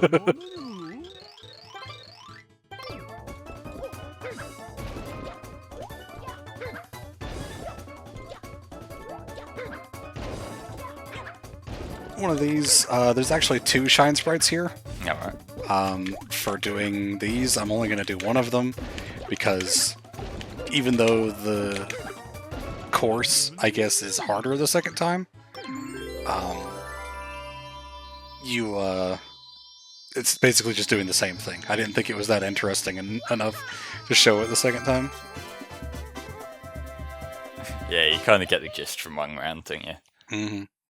Alright, just a couple more here in Delfino Plaza, and then a couple of... Oh, I'm actually planning to go get those two things where I have to spray the Shine Sprite texture. I didn't realize that I was actually planning on doing that. Alright. I probably wouldn't have mentioned that if I had looked at my notes beforehand. We're doing it live. See, can I get out to the island from here? No, but there's a one up here. That's fine, I guess. And more coins. No, of course not. Of course there's not a underground path that goes to that island. If there was, you could get the Yoshi there really easily. I don't know why in God's name I thought there was an underground path that goes to this island out here. I guess I'm just gonna swim. Swim of shame. I would use the turbo nozzle, but you actually sort of need the hover to actually pick up the shine sprite that this spawns. No. So even if I got the turbo nozzle to get out here, I would then have to go back for the other thing. So it's really not worth it. So yeah, there's a yellow bird here like the one I mentioned on in Noki Bay. Only this one decides it's really shy and runs away. Oh. It goes over there to those spires that we found the other place.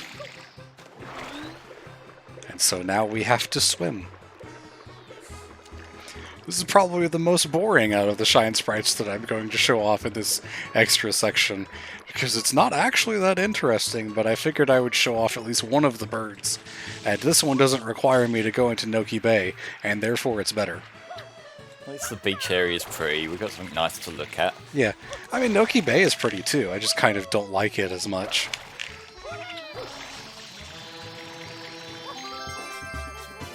That wasn't too bad. I need the rocket nozzle for the next two, so I guess I'll grab that right away. I don't think... If you've never seen, like, a 120 star run of this, or, you know, any run that didn't get all the, you know, basic ones that don't require blue coins, I feel like people probably wouldn't know about this one. Because it is pretty well hidden. Compared to most of these. Way over here, way off the side, if you take the rocket nozzle over here into this basically empty part where you wouldn't expect anything to be, there's a warp pipe that goes to, if I can actually go in, an area with 8 red coins so you can get a shine sprite. Yeah, that's another guide thing, isn't it? I feel like this is kind of like they had sort of a leftover idea of, you know, something they wanted to do and, you know, couldn't really figure out a way for it to work with any of the other levels that they had, and so they just kind of added it on to Delfino Plaza. This looks like a test sandbox area rather than a level. Yeah, kind of thing. I mean, there is already a test area that you can get to, like through hacking and stuff. Yeah, it's just like this doesn't. They've done sort of closed off areas like this in Mario quite a bit before, but this one, I guess it's maybe the grass texture looking as bland as it does that it just doesn't really feel complete. I mean, it's not an unused area. It's in the game. You can access it normally.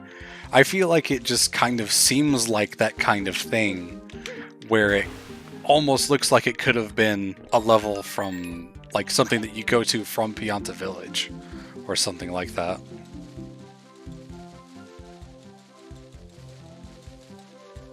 Let's see, yep. There's another one of these enemies here.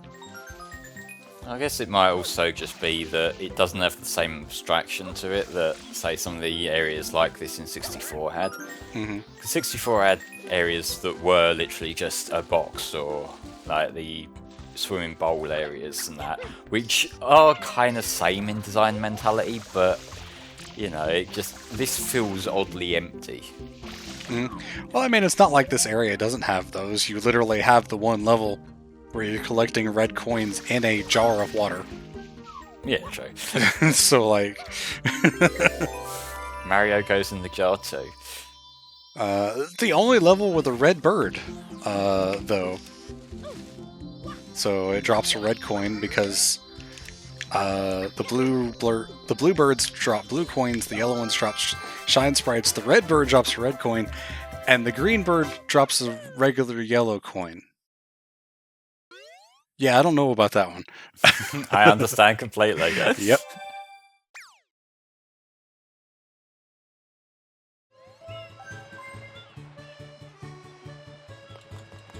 Gonna continue on. I think the last one I did was, yep, that red coin level near the Pina Park Cannon. So we're gonna go do, I think this is actually the last of the Delfino Plaza ones that I'm gonna show off. We're doing the Pachinko machine. Oh, that's the one that everyone loves, isn't it? Yeah, I mean, I think this is better than the River of Death. If I can actually get into it. Mario, why are you swimming forward? Don't do that. I just need you to use the rocket. There we go. Alright. Yeah, this one's honestly not too bad. You can get in here with the hover nozzle, but I tend to find the levels actually easier with the rocket because the physics of a lot of the stuff that you need to stand on and therefore jump off of is, this. It's this. And so the hover nozzle just really doesn't help you cover the distance. Also because the pachinko board is covered with a pane of glass. Yeah. You can actually get stuck on that quite often. Much like the way you can get stuck on certain walls in certain levels.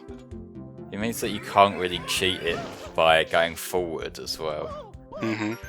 I don't know how the rocket ended up sending me backwards there, but I got a coin and didn't die, therefore it's a win. Yeah. Now this seems like a fun level to convince people is mandatory. Yeah. Alright, oops, I did not do... Huh? What? Alright, I almost saved that somehow because of some very messy collision.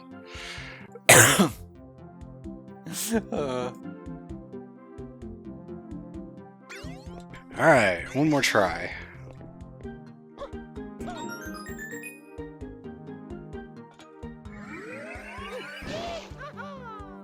Something about the pegs on the board sends me that way instead of the other way, which I am actually holding the direction for on the control stick, but, you know, whatever.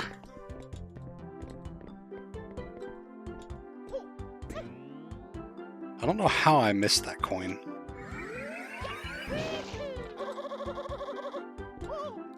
You know what? That's fine. I'm not dead, therefore I'm okay. Some very...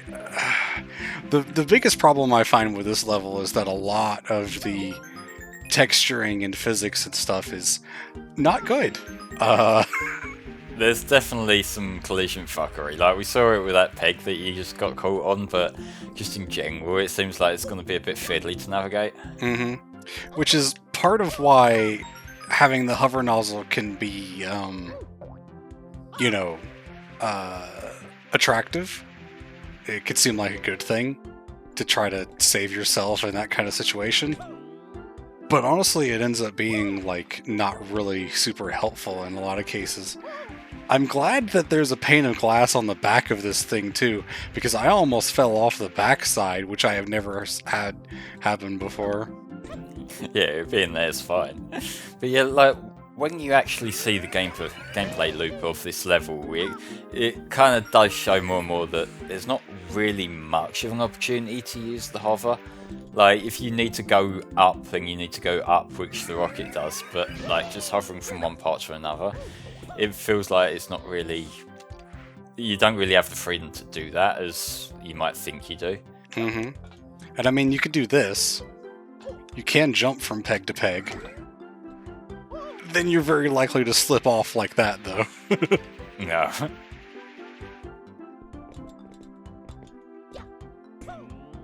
But you didn't die, so it's okay. Yep, that's the important thing. Nope, okay.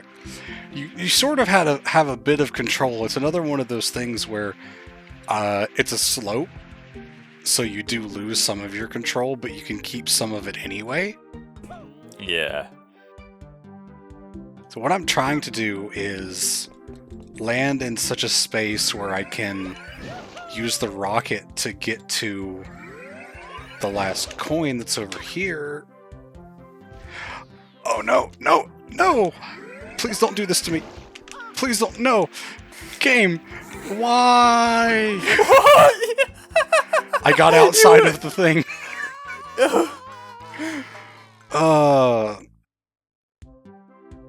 This is kind of where I wish I did have the hover nozzle. On some level, it is helpful. If it weren't for the pane of glass, like stopping you in place most of the time, I'd say that the hover nozzle would definitely be the way to go for this level. Because you just kind of get stuck instead of being able to move, it becomes that much tougher.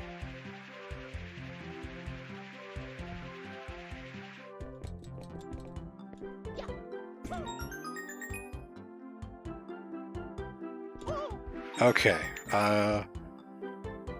oh! Alright, there's not a pane of glass on the back. Oh! Okay. Never mind then! I really thought there was, because I thought I had bonked off something a couple attempts ago, but that sure just kind of let me go.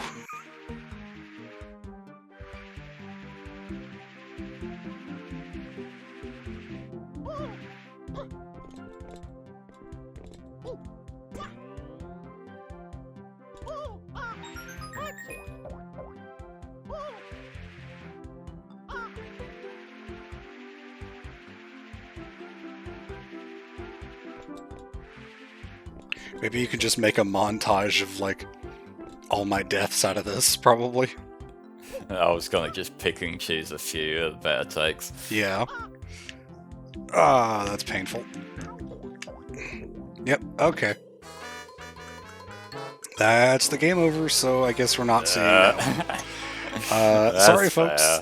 That's honestly, that's how the thing is, so... It just be like that. It do just be like that. Well, I'm going to move on to the next thing I wanted to show off. Unfortunately, this also means we're not going to end at 64 shines. You know what? We're going to end at 64 shines anyway, because there's one right here. Okay.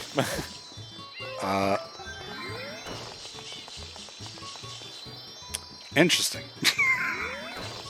If you are sidling against a wall, the turbo nozzle does nothing. I've learned more things today. Yeah, so I wasn't going to grab that one, but in the, essence of getting to 64, at the very least, I'm going to pick that one up to replace the pachinko one. Are there 5 more like that by any chance? No, unfortunately not. There's like one more that I could grab that's pretty quick, but like that's the only one that would be that fast. If we got more interesting missions to show off, we do them instead. Mm-hmm. Well, this is the only one that I'm going to show off a mission, or an episode, really. The rest, the other two that I'm going to show off after this are the two spray shine sprite thing that's somewhere hidden in the level, kind of thing. Because I feel like those are fine too. Fair one. Alright, I guess we're doing that. I don't need to check what fruit the Yoshi wants, because he always wants a durian for this one, because you need a specific color of Yoshi, and durian is the only fruit that gives that color. So once again, we are beholden to the woes of RNG. Christ's sake, why would they do this? Well, fortunately, we got one pretty quickly. Actually, getting it on the third fruit is one of the better ones that I've seen. I've definitely seen that take way longer. Yeah, that's one of the ones that I'm gonna do, is Anorto.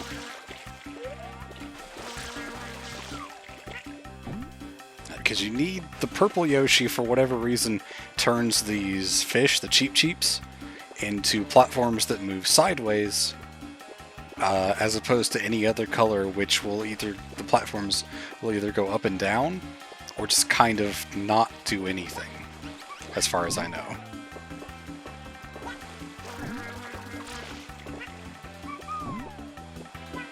Can I just get through with a regular hover? Well, maybe, but I sure didn't. You know what? Fuck the Cheep Cheep. I almost missed it again.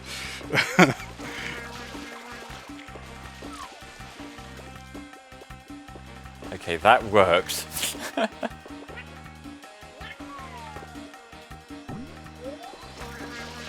You don't need the Cheep Cheeps, but like, trying to hit these jumps can be really scary. Because the hover is just a little bit unwieldy.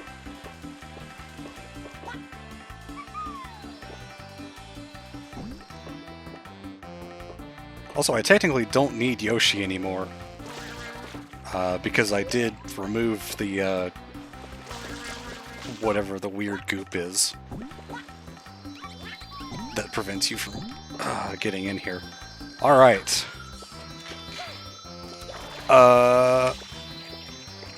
We're not going to talk about that. We are not going to talk about that. I'm just going to grab my fucking Shine Sprite and move on. Give that another shot, Spur. Alright, my heart rate actually increased when I pressed that jump right there.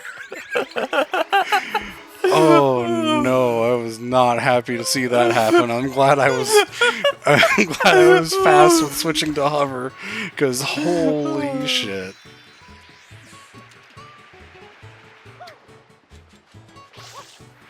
Okay, yep, gonna come over here, bonk for some reason.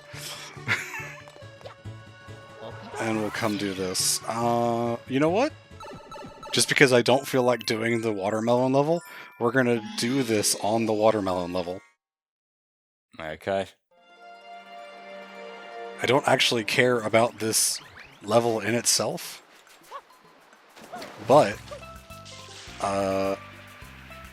this is actually probably one of the worst levels to do this on, because the cataquacks are in the way. That's fine too. Okay. Because they're not really that important.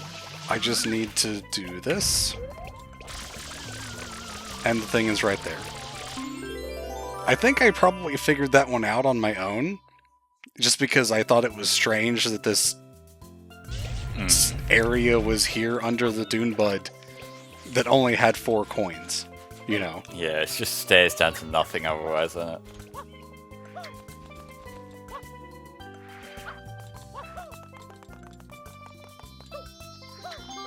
Yeah. Fuck this watermelon, by the way. Actually, the watermelon itself is fine. It's the cataquacks all over the level that destroy the watermelon that are a problem with. Because they're, like, everywhere. And, like, all over where you want to go to, like, actually take the watermelon to the thing so you can get the Shine Sprite. Again, you can clip into that area. If like, you know how. So, like, you could do that.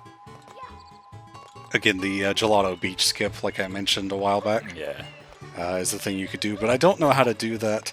I could probably do it, just because I've seen enough speedruns of this game to have a general idea of, like, the mechanics of what I'm trying to do. But, I think I don't really care that much. Understandable.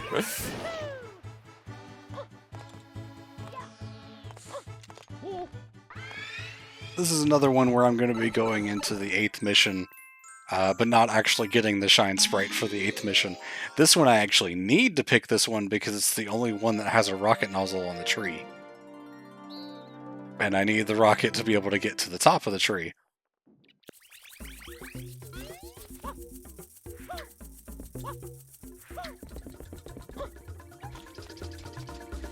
I'm going to sit here and jam out to the music for a second. Okay.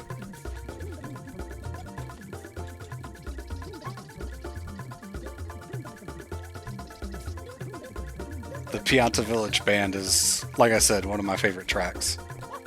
It is pretty fucking great, yeah. That one and the Floodless Level song, I think it's called A Secret Course, is the name of the actual track. Definitely two of the best pieces of music in basically any game, I would say. Maybe not the Village Band, I don't think it's quite that good. It is a good piece, probably one of the best in this game. I don't think I would call it one of the best in any video game, but the Secret Course music is honestly really great.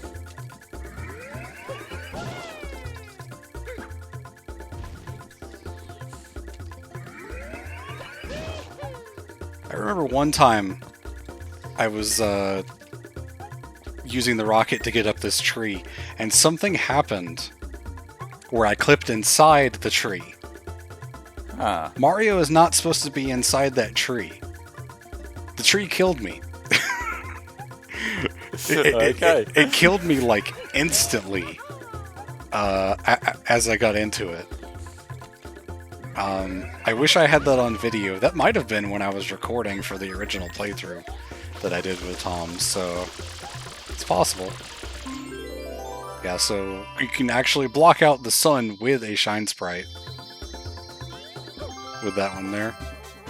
Okay, that's one that you're not going to think of yourself, is it? Yeah, there's not really much of a clue for that one, but with that, we do have 64 Shine Sprites, and I think that's all of the extra stuff that I wanted to show off. Again, sorry that I couldn't actually get the Pachinko one, but I really just don't have enough time to like. You made up for it, mate. Yeah, don't worry about it. I don't have time to put in a whole bunch more attempts to that one. So, regardless, this was pretty fun. Tune back in next week for some more streams. Also, this weekend on Sunday, Axel's going to be doing the Warner Brothers Multiverses, and then we've got Journey and Abzu next week as well. And I might also be doing something, and Nat might be doing something. We haven't really talked about that, like I said. But, you know, there's always a possibility that we'll just kind of pop on and stream someday. So I hope you guys tune in and, you know, just keep offering as much support for Tom as you can. He's got it rough, to be honest. So thanks everyone for stopping by. I'm going to sign off, and we'll see you later.